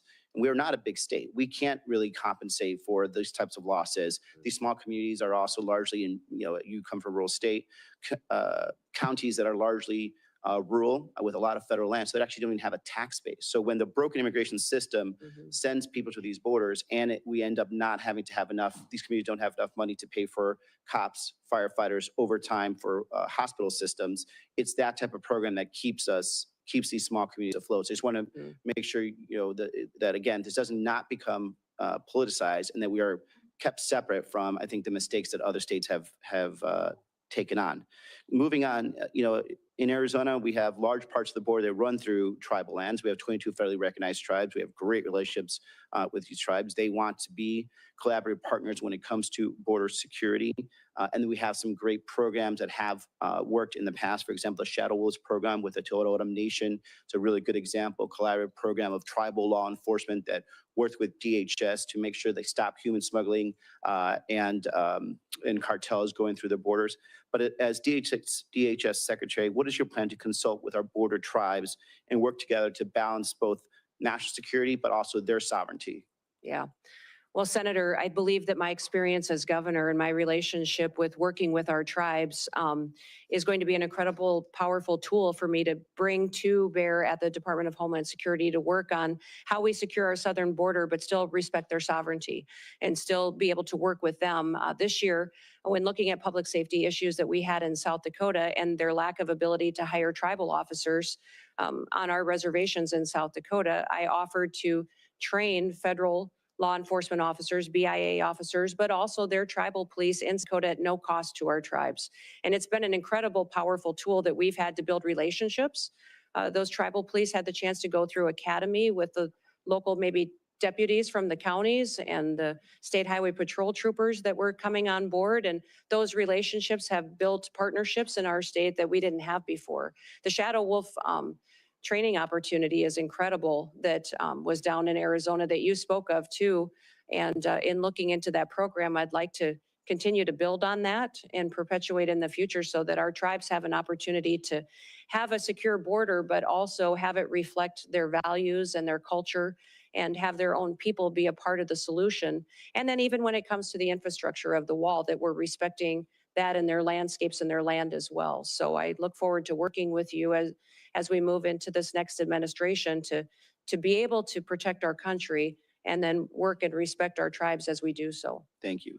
And the President Trump and some of his other potential staff and advisors have been very vocal about implementing a mass deportation strategy. You know, talking to my agricultural community, my dairy community, they have concerns that this approach will lead to workforce shortages that will further drive up the costs of everything. And something that we have really been working hard to across, I think, a bipartisan manner to bring down the costs of everything. And unfortunately, this would reignite inflation. What is your plan to ensure safe and legal immigration processes for agricultural workers while protecting local agricultural operations, including those both in of our home states? Well, Senator, the President and President Trump has been very clear that his priority is going to be deporting criminals, those who have broken our laws and perpetuated violence in our communities. That'll be the priority. And as I spoke earlier with our statistics, having over 425,000 of those with criminal convictions in our country, that will be a focus that we need to tackle right away, and it'll be a big one. Beyond that, his next priority is going to be those with final removal orders, and focus on those individuals who have long overstayed, and that there is a consequence for ignoring our federal laws. Beyond that, we'll continue conversations. As you know, I'm a farmer and a rancher and come from an agricultural state, and we'll work together to make sure that laws are followed. You know, it is the Senate and the House that puts forward the laws. I, as Secretary, uphold the law. So you determine what that is, and debate and discussion. I'll be transparent and share as much information and insight as I have with my background and experience, and continue to work with you. Senator Moreno. First of all, thank you, Governor, for being here and for testifying before this committee, and for your service, not just to your state, but to America. 9 years ago today, we met in probably the coldest day I've ever been in my life in Iowa. Yes, As you and I were true. making phone calls and whipping up votes for Republicans in Iowa. My wife, Bridget, who's here, got a chance to meet you. And we left Iowa saying, that person's really going to go far. And here we are 9 years later. You've been an amazing governor, amazing congresswoman, and now you're going to make an even better Secretary of the Department of Homeland Security. So I think sometimes in DC, we tend to complicate things. There is a current Secretary of Homeland Security. So why don't we take this opportunity to do a little job review and compare and contrast him to you. So just if you don't mind, I'll ask you some questions and you can give me an answer. Secretary Mayorkas allowed you said it, just about 400 people on a terror watch list to come into this country illegally. If you were confirmed as Secretary of Homeland Security, how many people on the terror watch list would you allow into this country? Well, Senator, we would work every single day until we had that number was zero. And if you look at the previous Trump administration over his entire 4 years, in comparison to Joe Biden's number, President Trump, it was 11 that were then removed from the country and faced consequences. When you look at the 382 that Joe Biden has let in, and the policies continue, is shocking and needs to be changed immediately. Mayorkas let in about 12,000 murders. How many would you target to let into this country? My goal every day would be have no murderers allowed into this country and our communities. Mayorkas allowed 16,000 rapists. How many would you target to let in? Every day I'd work to make sure that there was none let into this country. He let 600,000, Mayorkas, 600,000 people with criminal convictions. How many would you allow in? We would work every day to make sure people are safe and that those with criminal convictions are immediately removed. How many private jets would you have the United States taxpayers have fly into foreign countries to pick up people to bring them here? Yeah, Senator, we will no longer be undertaking that mission at the Department of Homeland Security. So not 700,000 individuals on private jets over the last 4 years. You would not have any. No, I'll be working with President Trump to put in place his agenda and adherence to our federal laws. And how many illegals will you plan to house in luxury hotel rooms in Manhattan at a cost of $6,000 per month? Sir, clearly, Senator, during this election, the American people said they did not support that and that that would not be a part of this new administration. How about sex change operations for illegals? How many of those would you suspect you would fund? Senator, I believe that the Department of Homeland Security will be reevaluating its mission in this country to not allow that going forward under President Trump's goals. And if you had an illegal migrant that was in this country and they committed a crime, would you offer them airfare from one state to another to evade law enforcement? Sir, I will be following this nation's laws and the Constitution and make sure that all laws are adhered to. And if you had been the head of the Department of Homeland Security a year or so ago, would you have closed a detention center in Georgia that would have allowed the release of somebody charged with a crime? Sir, I don't have the specifics to that situation, but certainly that would not be something that I would want to have under my watch. So just to be clear, Lakem Riley would be alive today if you had been the Secretary of Homeland Security. Senator, my hope is that that would be true, yes. Let's switch to another part of the disgraceful immigration laws that Biden and Mayorkas, who objectively, by the way, has been the worst cabinet member ever in the history of the United States of America. Let's talk about temporary protective status. Temporary being the operative word. Mayorkas and Biden just extended temporary protective status again through 2027.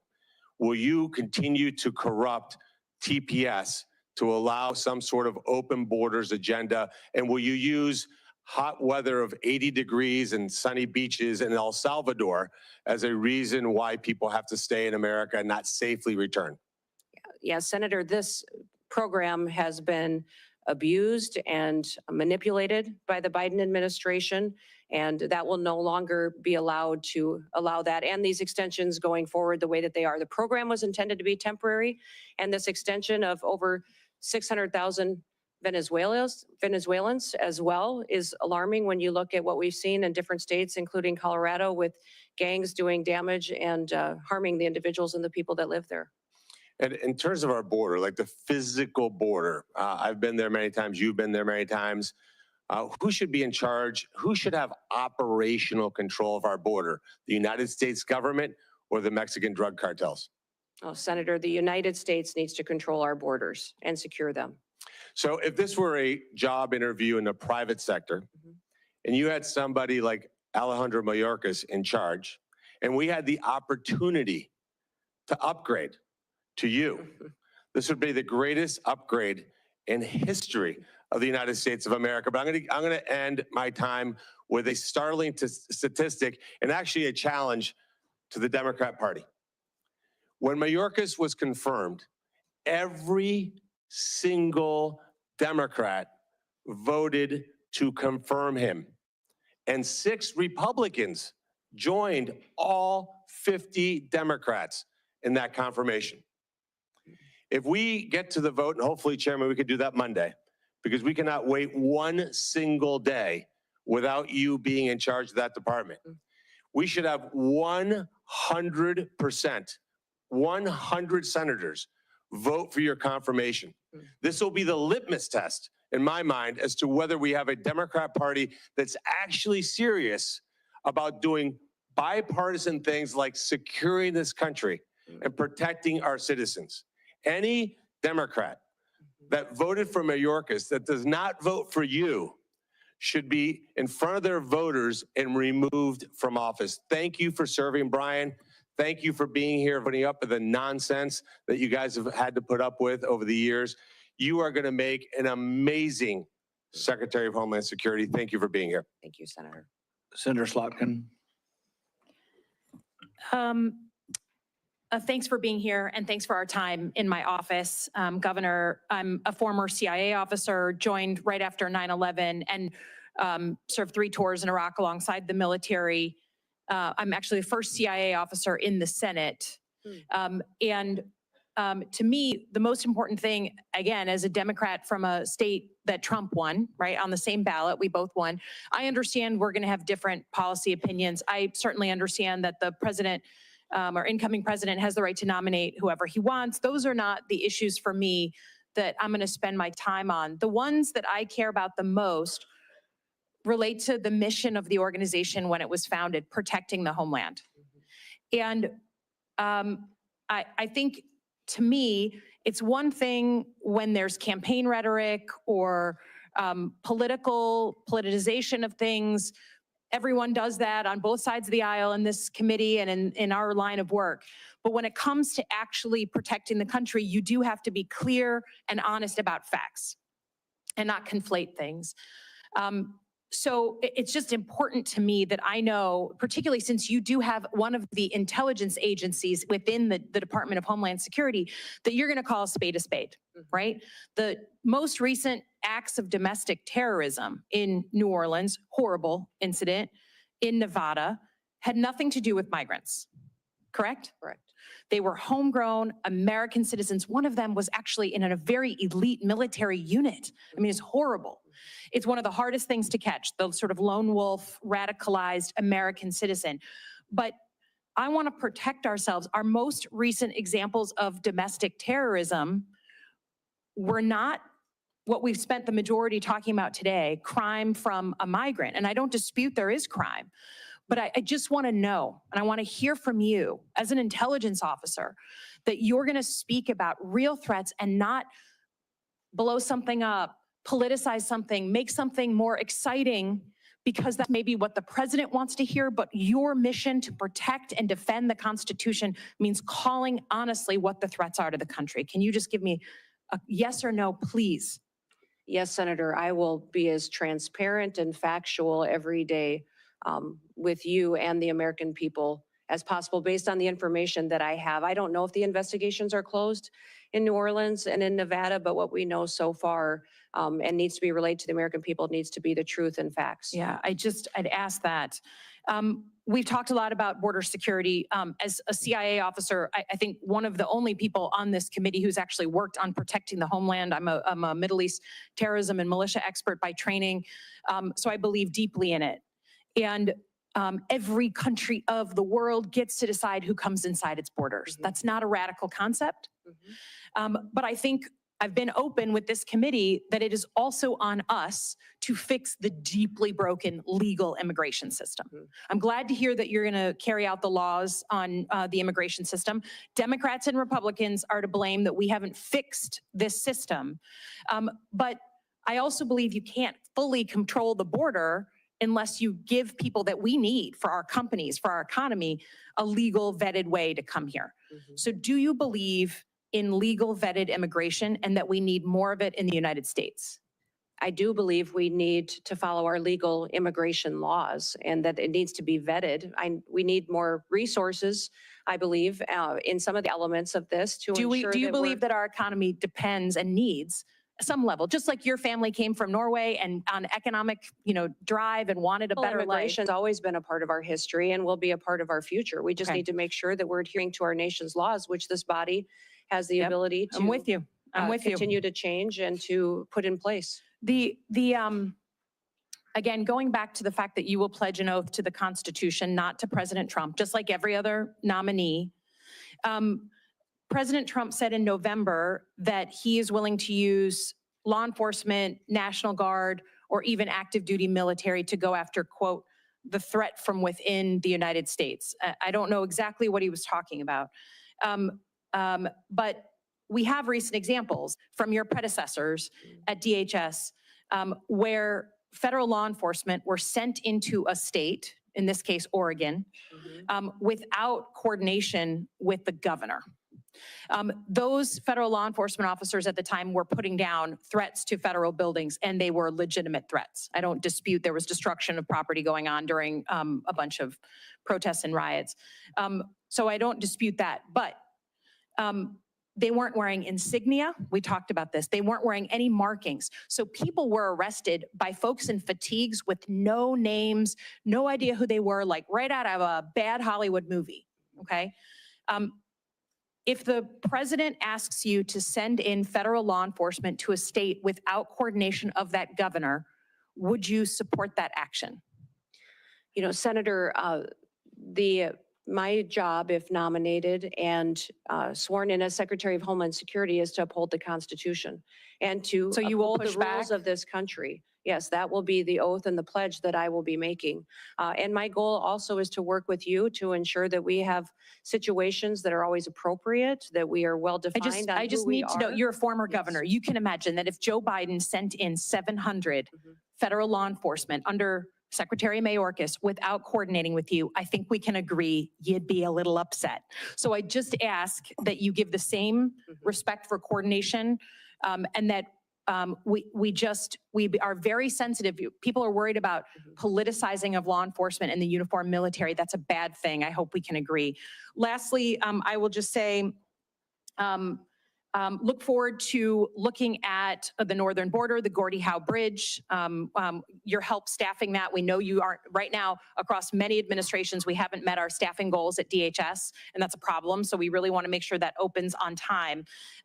But I also want your assurances, you received FEMA assistance from Joe Biden's administration, right? You had historic floods, you asked and requested of the administration, and you were given millions of dollars to help with that. I understand you don't like Gavin Newsom, but can you say in front of the American people that you will open the books to this committee, who does have oversight over FEMA, right? Yep. That you will open the books in a bipartisan way to ensure, whether it's North Carolina or California or anywhere in between, that the American people can know that you are not playing politics with disaster assistance. Yes, Senator, I'll work with you in this committee to make sure I'm following the federal law and ensuring that you have information and transparency from us and from DHS and FEMA. Thank you. Appreciate it. Yield back. Senator Langford. Governor Noem, great to Yes, see you. Great to see you too. Thanks for being here. Thanks for accepting this nod that the president has given you. For Brian, thanks. Both of you, you've walked through a lot. I have had the privilege of knowing you for a very long time, since we served together in the House of Representatives. So I have the benefit of knowing your qualifications and how strong you are in all these background issues and how hard you work on these things, because I've seen it firsthand. So I appreciate you stepping into this, because a lot of attention across the country will be focused on this. You know that full well, and you've stepped into it. For Governor Landry, my state and many folks in my state are praying for you and for your state. You've done a great job in leadership at this moment in a very, very tough time for Louisiana. And we don't want to see acts of terrorism anywhere in our country. It's incredibly difficult days for a governor. So thanks for your leadership on that as well. I also have to tell you, Kristi, I've whined to my wife occasionally about the temperature that's coming on Monday. I'm very excited about Trump's inaugural, but we're all going to be sitting outside in about 12 degrees. And I thought, just for fun, I would check South Dakota on Monday. It's 1 for a high. Yeah, for a high. And so I'm going to stop whining about the temperature Monday here in Washington, D.C. on it. I'm going to run through a couple of things here because I know you. Not everybody in Oklahoma knows you. The questions that I get from people, though, in Oklahoma, I want to be able to run past you because they want to be able to know the answer to these things. So I'm just going to blitz through a whole bunch of them. Will you use the legal authority that DHS already has to be able to close our border? Yes, Senator. I will work with President Trump to ensure that we're securing our border. Thank you. There's a lot of things that this Congress needs to do, has already been mentioned by Senator Slotkin as well, that we need to do to be able to close loopholes, to be able to give you additional authority. But there's a tremendous amount of authority currently not being used. And Oklahomans are saying, is that about to be used? And they'll be grateful to be able to hear that. No other president has ever created a phone app to be able to facilitate a faster processing of aliens in, called the CBP-1 app. It's been mentioned several times here. Will you use your authority to stop facilitating faster processing of illegal aliens into our country with the CBP-1 app? Yes, Senator. We will eliminate the CBP-1 app, maintain some of the data that's in it that's critical to knowing who's in our country, but that app will no longer be in use. Thank you. No other president has ever used the parole authority, just in general, humanitarian parole, to facilitate faster processing of aliens into our country, which leads to the catch and release we've all heard about. So the Oklahomans that I talk to say, are we about to end the abuse of parole and end catch and release? Is that about to stop? Senator, President Trump's been very clear that he will end catch and release. Terrific. Folks want to know, will you use your authority with the funds that are given to you by Congress to actually build more wall rather than use the funding that's given to you, as the Biden administration did, to do environmental remediation around the border rather than actual border wall and border structure. Yeah. Yeah. Senator, President Trump has been clear that he wants to build the wall. So do we. So will you use your authority to be able to scan more vehicles? And obviously, we've got to get you the funding to be able to do this, to be able to scan more vehicles and individuals that are carrying fentanyl into our country through our ports of entry. Yes, Senator, we will continue to use technologies, but hopefully be able to use more with the resources that we're granted to scan those vehicles and know what's coming in and out of this country. Last year, FEMA employees during disaster relief were instructed by one of their supervisors that if they see a Trump sign or a Trump flag flying, to skip that house, to not stop by there and tell them what their federal government can do for them. Yeah. Will you allow FEMA employees or any within DHS to politicize their role and to pick and choose who gets help and who doesn't as an American? Senator, under President Trump's administration, disaster and emergency relief will not be handed out with political bias. Every American will be responded to and treated equally. That's what folks want to know. Will you review the Secret Service responsibilities to be able to go back through it and to say, are they focused on their primary mission, or is there something that could distract? Secret Service still chases down financial crimes. They're still chasing down child exploitation. Those are serious things for Treasury or for FBI to do. But there's a question is if that's the first priority for Secret Service. Senator, the Secret Service is in need of dramatic reforms. They do have a protective detail element that is their priority, and also an investigation side. My understanding is that that investigation side is often used to train the protective detailed officers, but clearly they are not focusing on what their true duty is, and it needs to get back onto what they were created for, and that was the protective detail mission and emergency situations that they need to help plan and prepare for and defend. Thank you. This committee made a request to the Secretary of Homeland Security last year, and by the way, also the head of the FBI, to be able to come before this committee and to do what every Secretary of Homeland Security has done for the last 20 years, every single year, unbroken until last year. And then the Secretary refused to come before this committee in an open session and talk about national threats.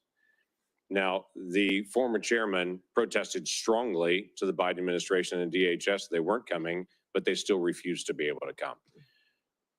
Will you come before this committee and talk about the threats openly so the American people can hear them in a public forum? Yes, Senator. Senator Peters and I discussed this quite a bit in our meeting as well, and I have committed to come and give that briefing to this committee and to the American people. Thank you. We need that. Let me tell you another challenge we've had with Homeland Security in the past 4 years. When we ask for data and for information, we get, I'll get back to you on that. When we ask again and again and again and again, we get the same statement. I'll get back to you on that. Now, I can go down the street to the command center where they actually get the data in live and they have it up on big screens and they're tracking exactly what's happening on the southern border to the minute. But if I ask for what happened last month, they'll say, we're still gathering that data. We're not asking for anything other than what Congress is supposed to get. That's the ability to be able to see data and to have real oversight over DHS. And that has been a failure of this DHS, along with multiple other issues on that.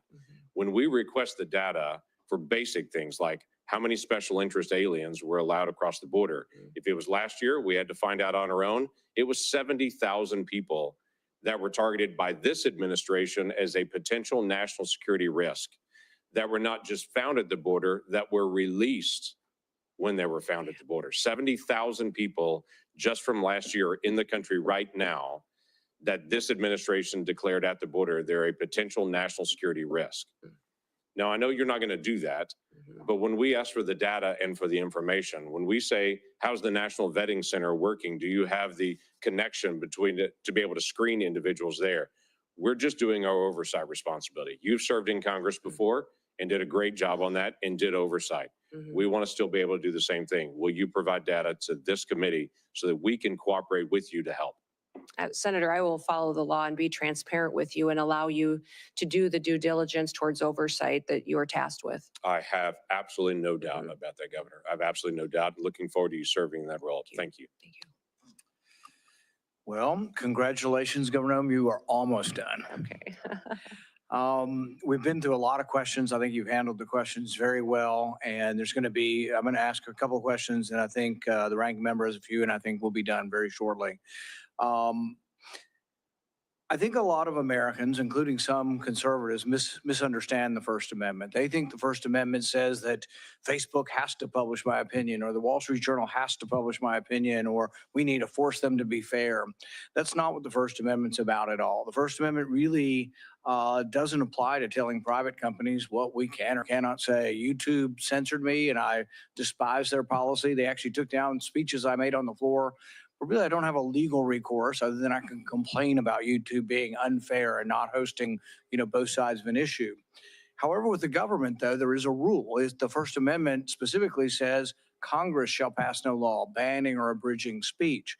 And this is what really got us worried about, what not only the FBI was doing, but the Department of Homeland Security, actually meeting with these companies on a weekly basis. And imagine the chilling effect of this. Imagine that there are cameras here, that they're going to end their filming of this interview and then decide, well, what she said or what he said really was misinformation and we should edit that out. Can you imagine?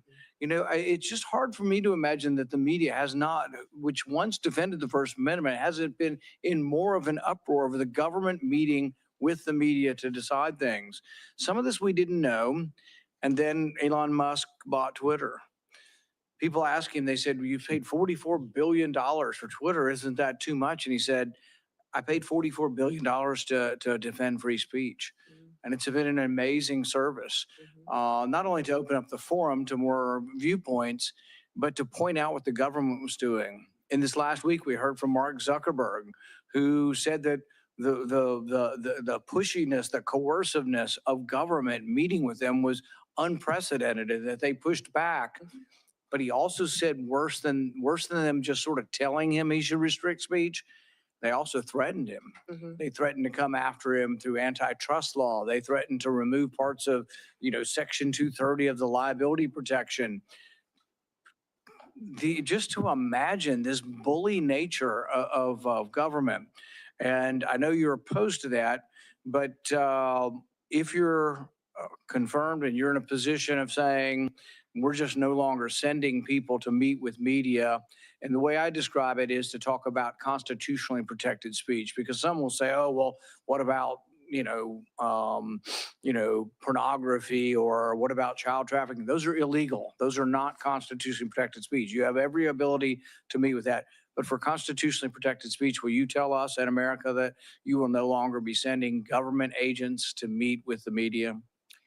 Yes, Senator, I'll work with you to ensure that civil rights and liberties are protected and that we are not in the misinformation and disinformation space like the current DHS is. The only other thing I would ask on this basis is we will send requests. We sent requests previously, sometimes and often bipartisan requests for information. The Twitter files, Michael Schellenberger, Matt Taibbi, Barry Weiss did a great job of showing what was happening in Twitter and how they were cooperating with government. I think the other investigation that needs to occur is who were the people in government they were talking to? Do they still work at DHS? And can we make sure that they're not in a position of authority? And this is not something I'm going to tell you to do. It's just a request that you have your own investigation, that you have people who work for DHS to say, we are going to look for people who are bringing their political bias to work and trying to influence speech and restrict speech based on their bias, and help us in rooting that out and making sure that these people never again have that responsibility. Because I think that I don't think there's ever been anything like this as far as the restriction of speech. And I think the election is largely going to stop and tilt things the other way.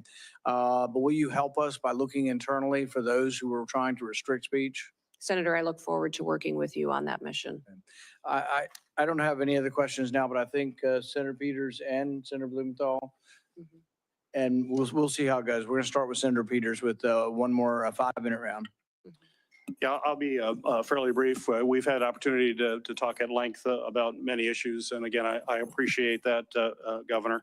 I just want to stress going forward, and we've heard a lot of lot of comments here. I think there's been a fair amount of political theater, not as much as I know exists in other committees, and I've always strived, and I know Ranking Member, or now Chairman Paul, share the notion that we want to be a fact-based committee and try to find tangible solutions to the tough problems that we face, and data is important. We've heard a lot of numbers being thrown around here, and I don't have time to go through and challenge those numbers. Some of them we don't even know where they came from. I don't think that's helpful to the very important mission, if confirmed, that you're going to be dealing with. So I hope in the future that we're actually dealing with facts. You've mentioned many times that you do want to deal with facts and real data. And again, we heard a lot here that's not real data, and we should not operate that way. And if confirmed, when we move forward, I'm going to look forward to working with you based on the facts and understand where the real threats are, how we need to appropriate resources to make sure we're meeting those threats. And let's take this hyper-partisanship out of such an important issue of Homeland Security. We have way too much partisanship in this country, and it's resulted in a polarization of people here. We've got to come together as this country. We've got to lock arms and understand that we're all proud Americans. We all want to do what's best for the American people and solve the issues that are before us. So in that spirit, and certainly you've communicated that spirit to me, but in that spirit, I hope, if confirmed, that is exactly what you will be bringing to this office. And let's move away from of this toxic political environment that we have in the country and celebrate what's great about our country and the spirit of bringing the American people together. So I have one question before we turn it over to other members. As a member of this committee, as well as the Armed Services Committee, I've focused a great deal on the safe integration of drones in our airspace while addressing the growing threats that drones possess. We certainly see what drones are doing in changing the face of warfare, whether it's in Ukraine and other battlefields around the world. We are very concerned about the weaponization of those drones and what it could mean to the security here in the United States. I've proposed comprehensive legislation to extend authorities beyond just the FBI and DOJ and Homeland Security to local law enforcement. You mentioned in your comments about security for the Super Bowl, which is incredibly important. But we have to remember that that threat exists for all games. In fact, one of the biggest supporters of my legislation is the NFL. In fact, we just had a recent playoff game that was delayed because of drones that flew into that playoff game. We are very concerned that you could have a drone with a grenade or an explosive device, which would be absolutely catastrophic. It's absolutely essential that we address this threat. What we're seeing around the world and what we're seeing in daily activities should be a concern. I think this is just a matter of time. It's not if, it's when. And we need to be on the front end of that. And with that in mind, I want to remind folks that Congress just recently extended critical counter UAS authority, counter drone authority, only for a short time basis for the 12th time. We only do these little tiny short-term extensions, and we aren't dealing with the problem comprehensively as we should. And those are going to expire on March 14th, a very short time from now. And so my question for you, Governor, is if confirmed as DH Secretary, will you commit to working with me and my colleagues to pass durable long-term authorities that will protect this country from what is a real threat and it's just a matter of time? And I don't want to have a horrible incident occur and people wonder why we didn't take action beforehand. So please address that. Senator, I look forward to working with you in this committee to address the threats we may face and the usage of drones in this country and in relation to our national security interests and our Homeland Security interests. So thank you for bringing up the conversation today, because it is one of the areas within DHS that we have a responsibility to address in cooperation with Congress. And my first comments, I'm bringing people together. Please comment on that. Oh, well, thank you, I didn't sir. ask that question, Yes, but no. what's in my 24 seconds left? I'm looking forward to working with everyone, Republicans and Democrats, and everyone else in between that in this country that is focused on keeping America safe and secure for our future. I would just point, Senator, to my background and my history. When I came to Congress, I worked with Republicans and Democrats on both sides of the aisle on many pieces of legislation and was very happy to do so and focus on priorities on where we could agreement, knowing we may disagree on some issues, but there was areas where we could keep the federal government accountable and do due diligence by the people that pay their taxes and get up and go to work every single day. As governor as well, I was governor for every single person in the state of South Dakota, and they were my number one priority, and everyone knew there that it didn't matter if you were Republican or Democrat, that my focus was on them and keeping our state thriving and free. So I look forward to continuing the work that I always have to be coming up with solutions and in a bipartisan manner. And hopefully my visits to your office and conversations reflected that and my intention on how I would conduct the role as the Department of Homeland Security Secretary. Got a brief follow-up to that. Sure. So it's data Yes. and facts that we can all agree on that drive our policy and not political theater. Would you agree? Well, certainly, sir, we need to be addressing facts and information rather than political theater. We also need to speak truth to facts. So I think it's important that we're willing to confront our challenges head on and have those conversations. And you'll see me back at your office door very soon to continue our work together. Very good. Thank you. And I want to second basically what Senator Peters has said, like on records requests, I've told him, and I plan on it, it's going to be administration of my party. But if he wants records and they're legitimate records, we're going to sign requests together and we'd like to get the records. It also helps though, and I think Senator Langford mentioned this, is you ask a question, not you, but to the administration or any administration, and they're like, oh yeah, we'll get back to you on it. Many times I've even asked in advance, and I would suggest that we ask in advance together. We ask in advance, if you're coming in a month, we say, we want this data, be prepared to talk about it. And if you are, you'll have many more friends on both sides because what usually happens, and that's why I don't like springing the question. If it's a technical question that needs data, we're going to tell you in advance, at least I will, and we want you to come prepared with that. And that goes a long way because really what happens is we get stiff-armed. They say, we'll get back to you. And then we have no way to force you really, other than we could cut the money off, and nobody ever does that. But you'll have 200,000 people working for you. By goodness, send your experts out, scour the records. And it is true. I mean, facts are difficult, and sometimes there's different spins on the same set of facts, but I think that will help. On the drones, I think we need more facts, so I'm more than willing to work with the ranking member on doing something on drones, but I don't want every sheriff out there shooting up in the sky at stuff. We got to figure out, we got to get the truth about, do we really have drones everywhere flying all the time? How many of them are planes? How many of them are drones? And let's go through this and then let's figure out, and then let's talk about how we bring drones down. If we interrupt and collect a lot of cellular signal through that, are we doing it with a warrant? What are we going to do with all the Americans' data that we've collected to take down drones? If we have to take a whole cell tower's worth of data, there's a lot of innocent people's data that's going to be collected in that. Is that being gotten rid of? So I think there are ways we can get to the right place. Everybody, obviously, nobody wants drones coming down. The only other thing that I'd add on drones before I turn it over to Senator Langford is, look, I'm all for the NFL being protected, the Super Bowl being protected.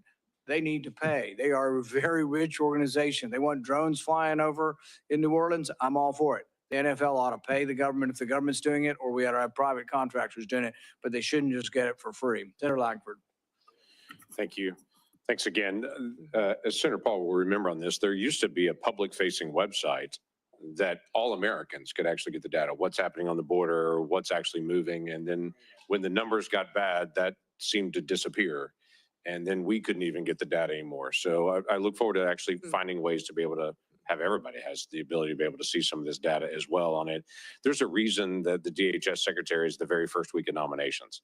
This is a really important role, and it is a nonpartisan role. It is a national security role, and we're grateful that you stepped into this, but it is important that we actually get you on the task to be able to make sure that's out there. You mentioned earlier in your testimony that we do have a morale problem at DHS right now. And I think a lot of that is because people that signed up to be federal law enforcement to be able to protect the United States of America have felt like they've been sidelined and they've not been able to do their job that they really signed up for. And what I'm hearing from you is you're going to allow them to do their job again.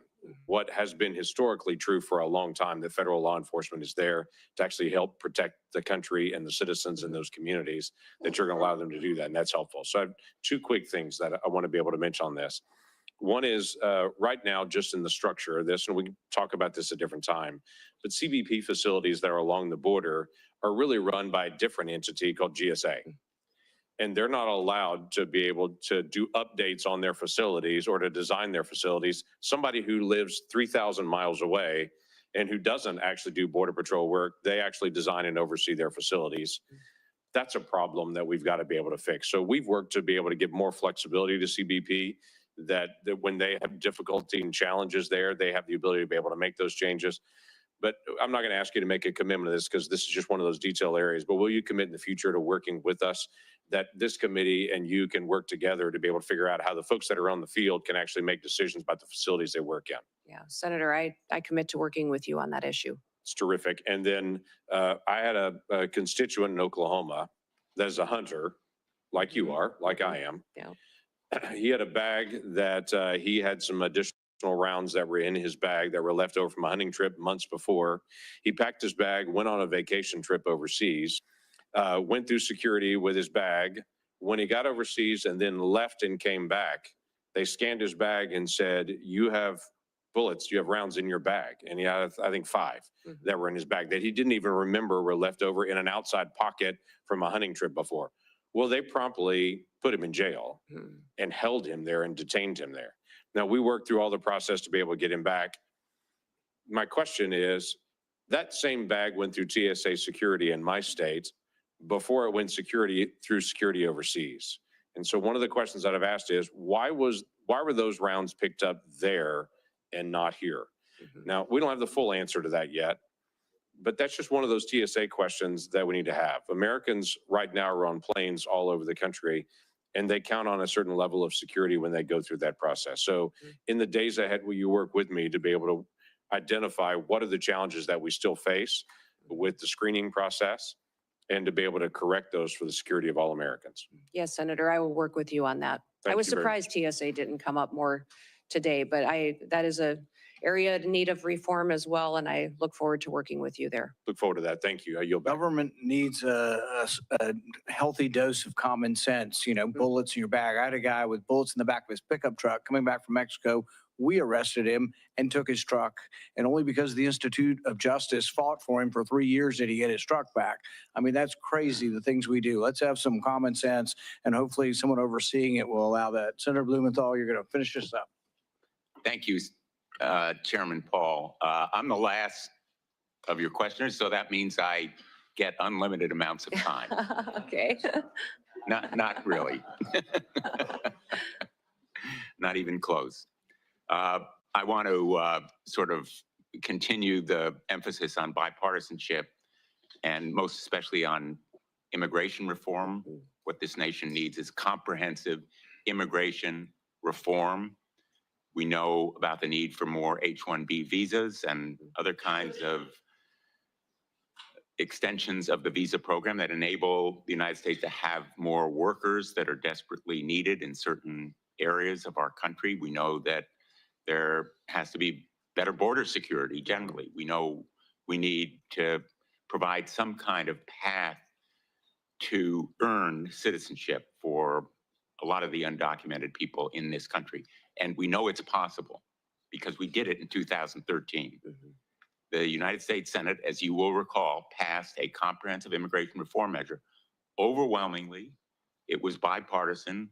I was proud to be a part of it going through the Judiciary Committee, but obviously it will involve Homeland Security.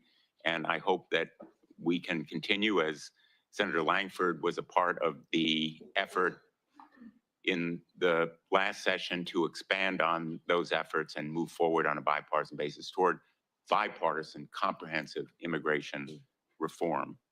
I want to talk to you a little bit about domestic terrorism,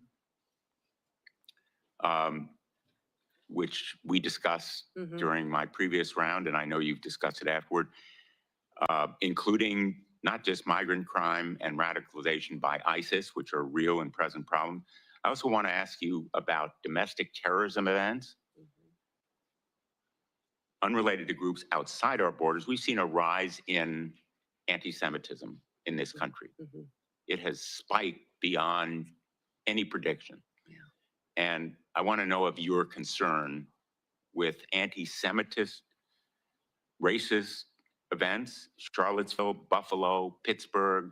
There's a shorthand for these violent terrorist acts against people in the United States. Yes, Senator, I'm very concerned about what we've seen in this country as far as anti-Semitic violence that has happened. In fact, last year during our legislative session, I brought legislation to more clearly define it so that we could fight it in our home state. And I'm hopeful I can work with you to continue to do what we can to make sure that we are addressing this rising threat and not facilitating it in this country. And I just want to make sure that when you say we're protecting Americans Mhm. against terrorism, that we're protecting all Americans, including people in mosques, in churches, in synagogues, people regardless of their worship, their race, their background. We need to protect all Americans from anti-Semitism, racism, Islamophobia. I hope you'll commit to that effort. Yes, correct. Thank you, Senator. And I look forward to working with you to do that. In my closing minute and a half, I just want to call your attention to an effort that I've led to help reunite children with their parents, children who were separated as a result of the so-called family separation policy in the last administration. I have introduced a measure called Keep Families Together, not only to limit separation of families at or near ports of entry, but also the Families Belong Together Act for several Congresses to help bring the children, the kids who were victims of this policy and who still are not back with their parents. I hope that you will support that kind of effort. Senator, the Trump administration never had a family separation policy. They had a zero tolerance policy, which said that our laws would be followed. What I'm alarmed by is the over 300,000 children that went missing during the Biden administration. And when we talk about children and what they're potentially facing as far as victimization in this country and the trafficking that's going on, this administration's lack of desire to find out where those children are, what they may be going through is alarming to me. So I want to stop that. Because my time is expiring, I'm just going to interrupt again with apologies to say, let's put aside. Well, I can't put aside 340,000 children. Let's put aside what happened in the past. There are still 1,000 children who are separated and waiting to be reunited. I'd like your commitment that you're going to continue the effort to reunite them with their parents. Senator, keeping families together is critically important to me and to this country. I'm concerned about Laken Riley's family, that they no longer have her. I'm concerned about the fact that we have people in this country that don't know where their children are, or people in other countries who sent their children, they've been lost by this administration. So yes, my focus will be to keep families together. We will uphold our law and we'll make sure that we're doing everything we can to keep our children safe from the trafficking and the drug epidemic that's hit this country. I'm going to end on an optimistic note and say I take that as a yes. Yeah. Thank you, Mr. Chairman. Thank you for your testimony. The nominee has filed responses to biographical and financial questionnaires, answered pre-hearing questions submitted by the committee, and had their financial statements reviewed by the Office of Government Ethics. Without objection, this information will be part of the hearing record, with the exception of the financial data, which are on file and available for public inspection in the committee offices.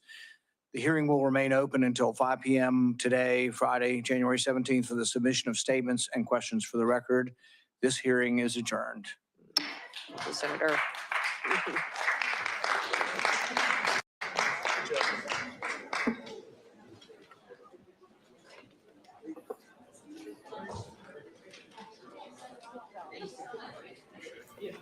They want to get a picture of that girl for sure. My goodness, in the morning. They said they want to get a picture. They said, we're going to take a picture, sweetie. I ain't got time to waste. Baby, I'm a...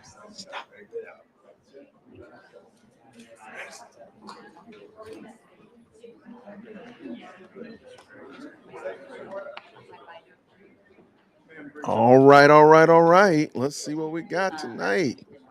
Okay, that wasn't bad. That wasn't bad.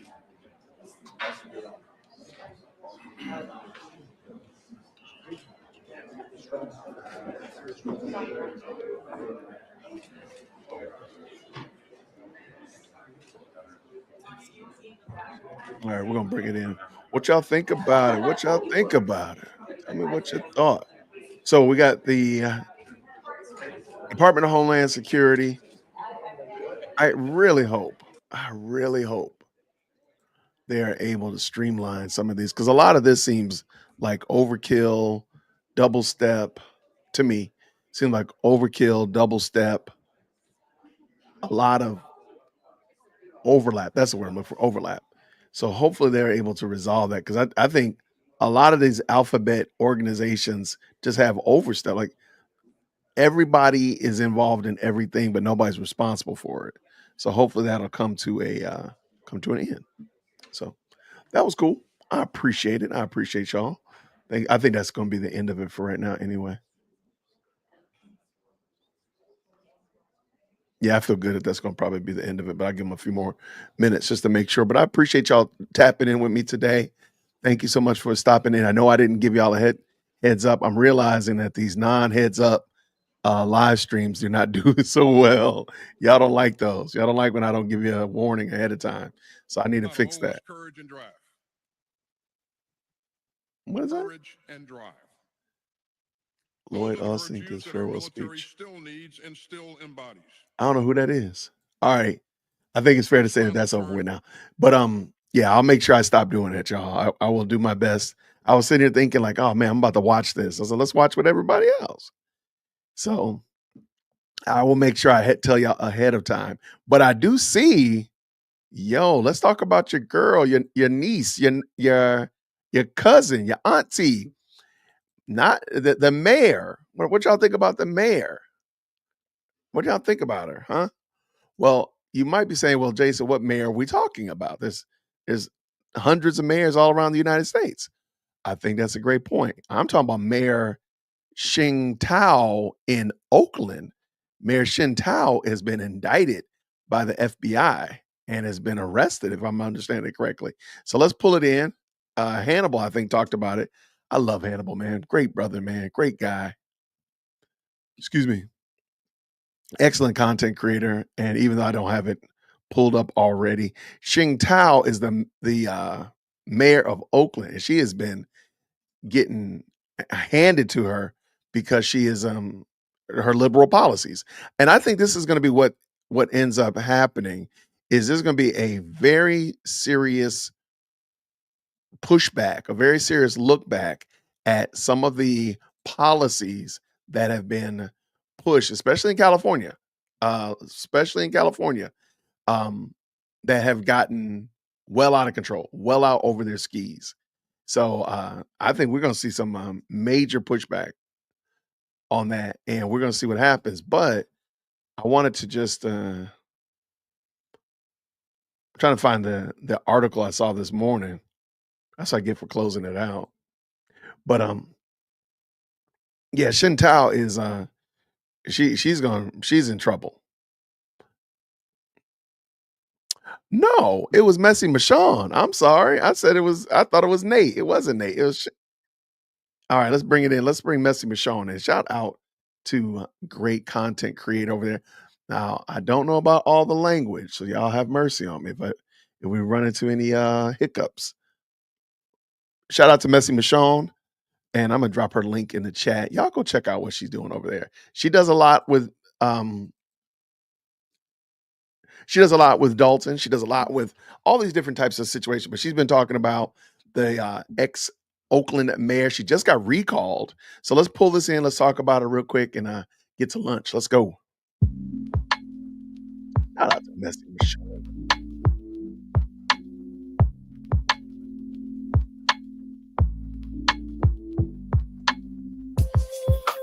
But first, the story rocking the world of East Bay politics, a federal corruption investigation, and now former Oakland Mayor Xing Tao is reportedly under indictment. Months after FBI agents raided her home, the Bay Area News Group reports Tao and her partner were indicted by a grand jury. Her partner's attorney tells the Bay Area News Group he plans to turn himself in tomorrow. It's not clear what charges they're facing, but we expect to learn that tomorrow in a news conference with federal prosecutors. ABC 7 News reporter Suzanne Font spoke to an ex-staffer of Tao's who was close to this investigation.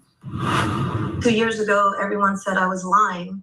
And tonight, everyone knows that I was telling the truth. Renea Webb, the former chief of staff for Sheng Tao, says this moment is a reset for the city of Oakland. One of the moments that we have been waiting for is for Sheng Tao to finally be called out, right? How is it that Sheng Tao is able to be indicted and we still waiting for Big Tiff? Big Tiff is allegedly, blatantly doing all of these things. And while we don't follow Sheng Tao as much as we...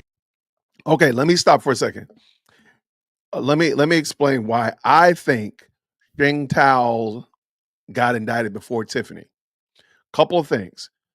Oakland, people know where Oakland is. Remember, that's where MC Hammer was from. Like, everybody knows where Oakland, California is. The Oakland A's. It's a bigger city. One. The things that Sheng Tao was doing were actually more, I know that sounds impossible to believe, but they're actually more egregious than what Tiffany's been doing. That sounds crazy. But the whole defunding the police, relaxing laws and the things of that nature, it has completely decimated Oakland. Not saying that Dalton is not under the thumbs of a literal tyrant.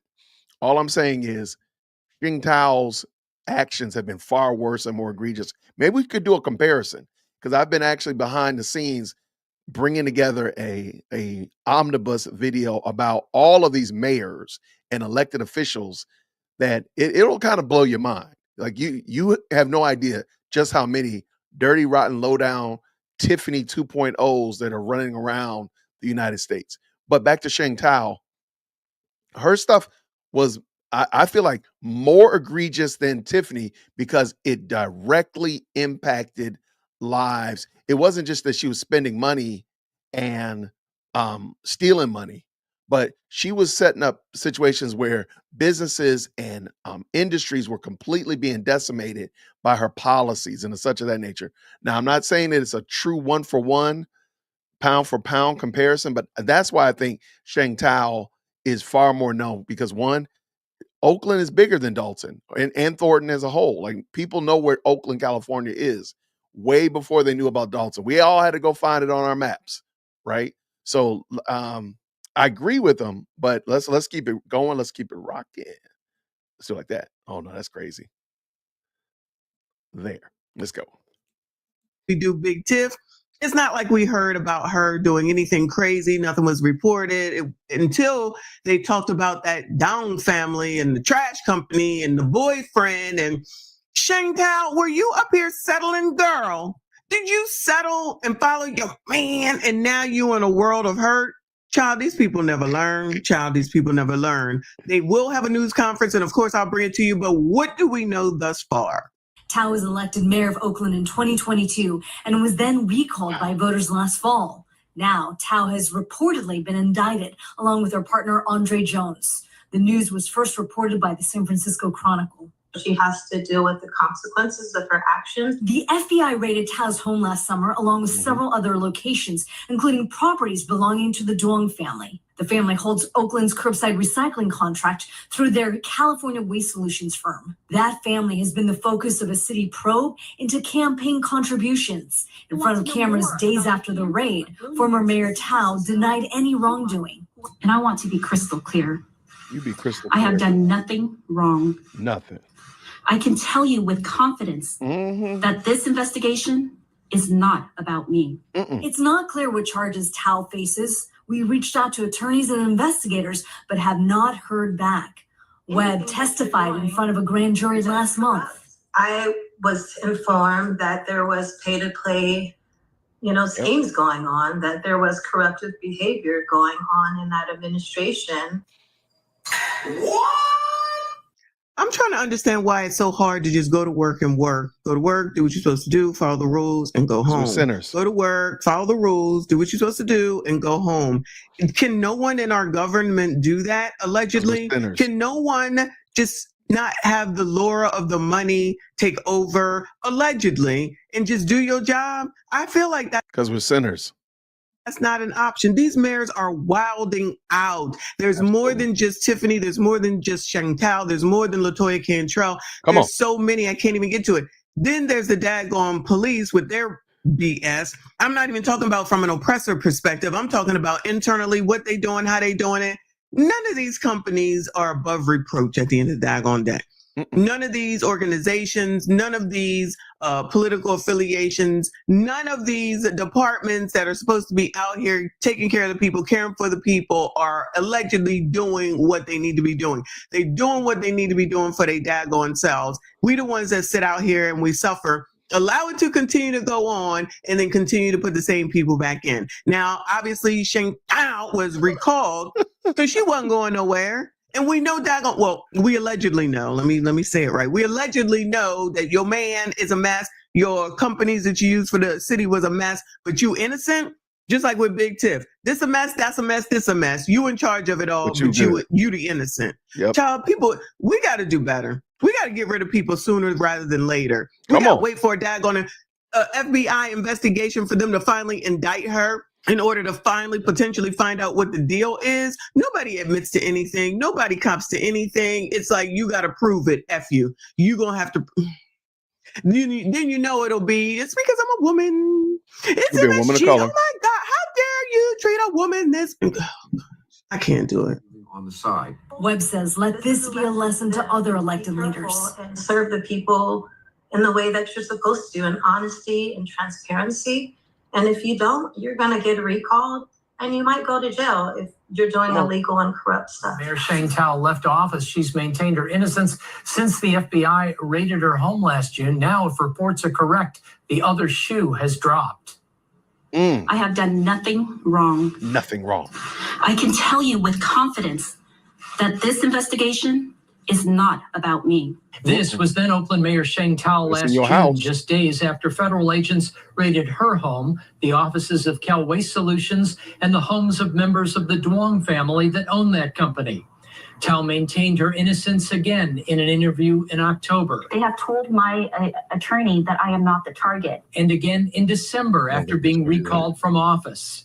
I'm innocent. I've done nothing wrong. The FBI has told me I'm not the target. But now the San Francisco Chronicle is reporting a federal grand jury has indicted Tao. Certainly the mayor has been very deep-throated about Inappropriate.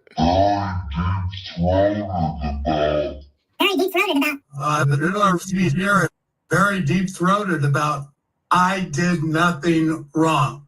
Well, now she's going to get a chance to prove that in a trial. So far, the FBI has not indicated the reason for the raid on Tao's home or Cal Waste Solutions.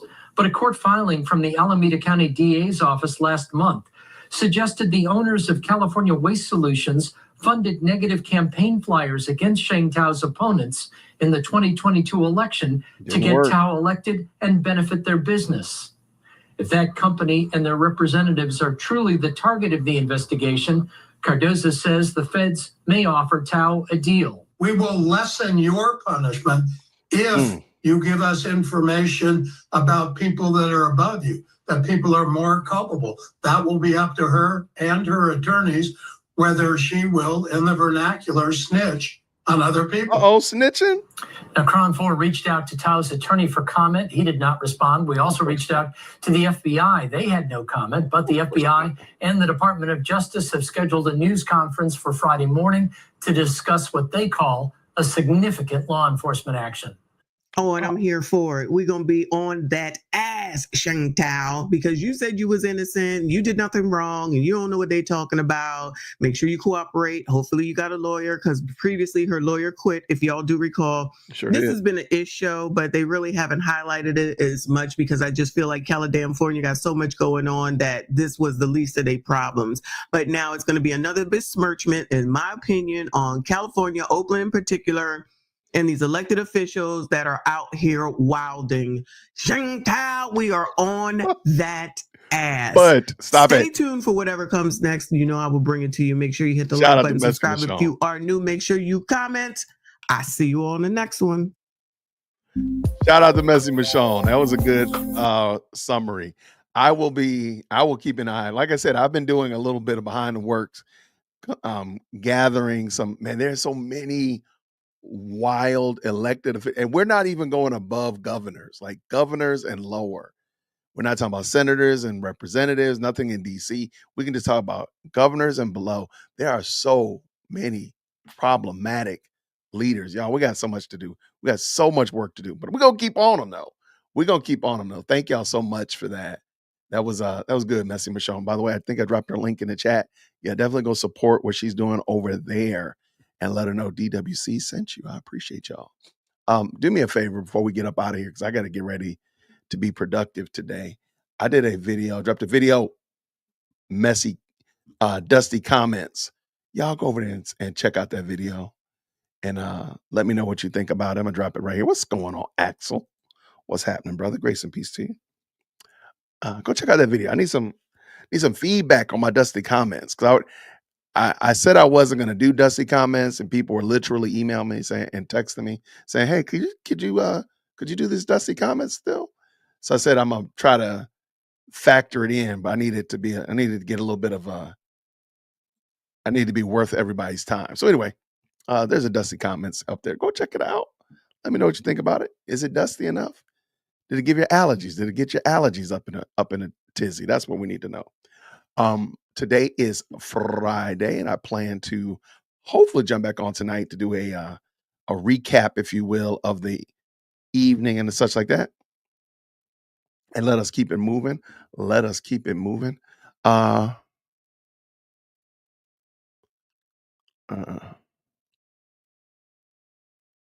it. Got some more dust up in here. Try not to read any more dusty comments, but y'all, I appreciate y'all. I'm gonna go be productive today, but I will be back on this evening. I'll make sure I let you know with a thumbnail sooner than later. Everybody, appreciate you so much. Grace and peace. Take care.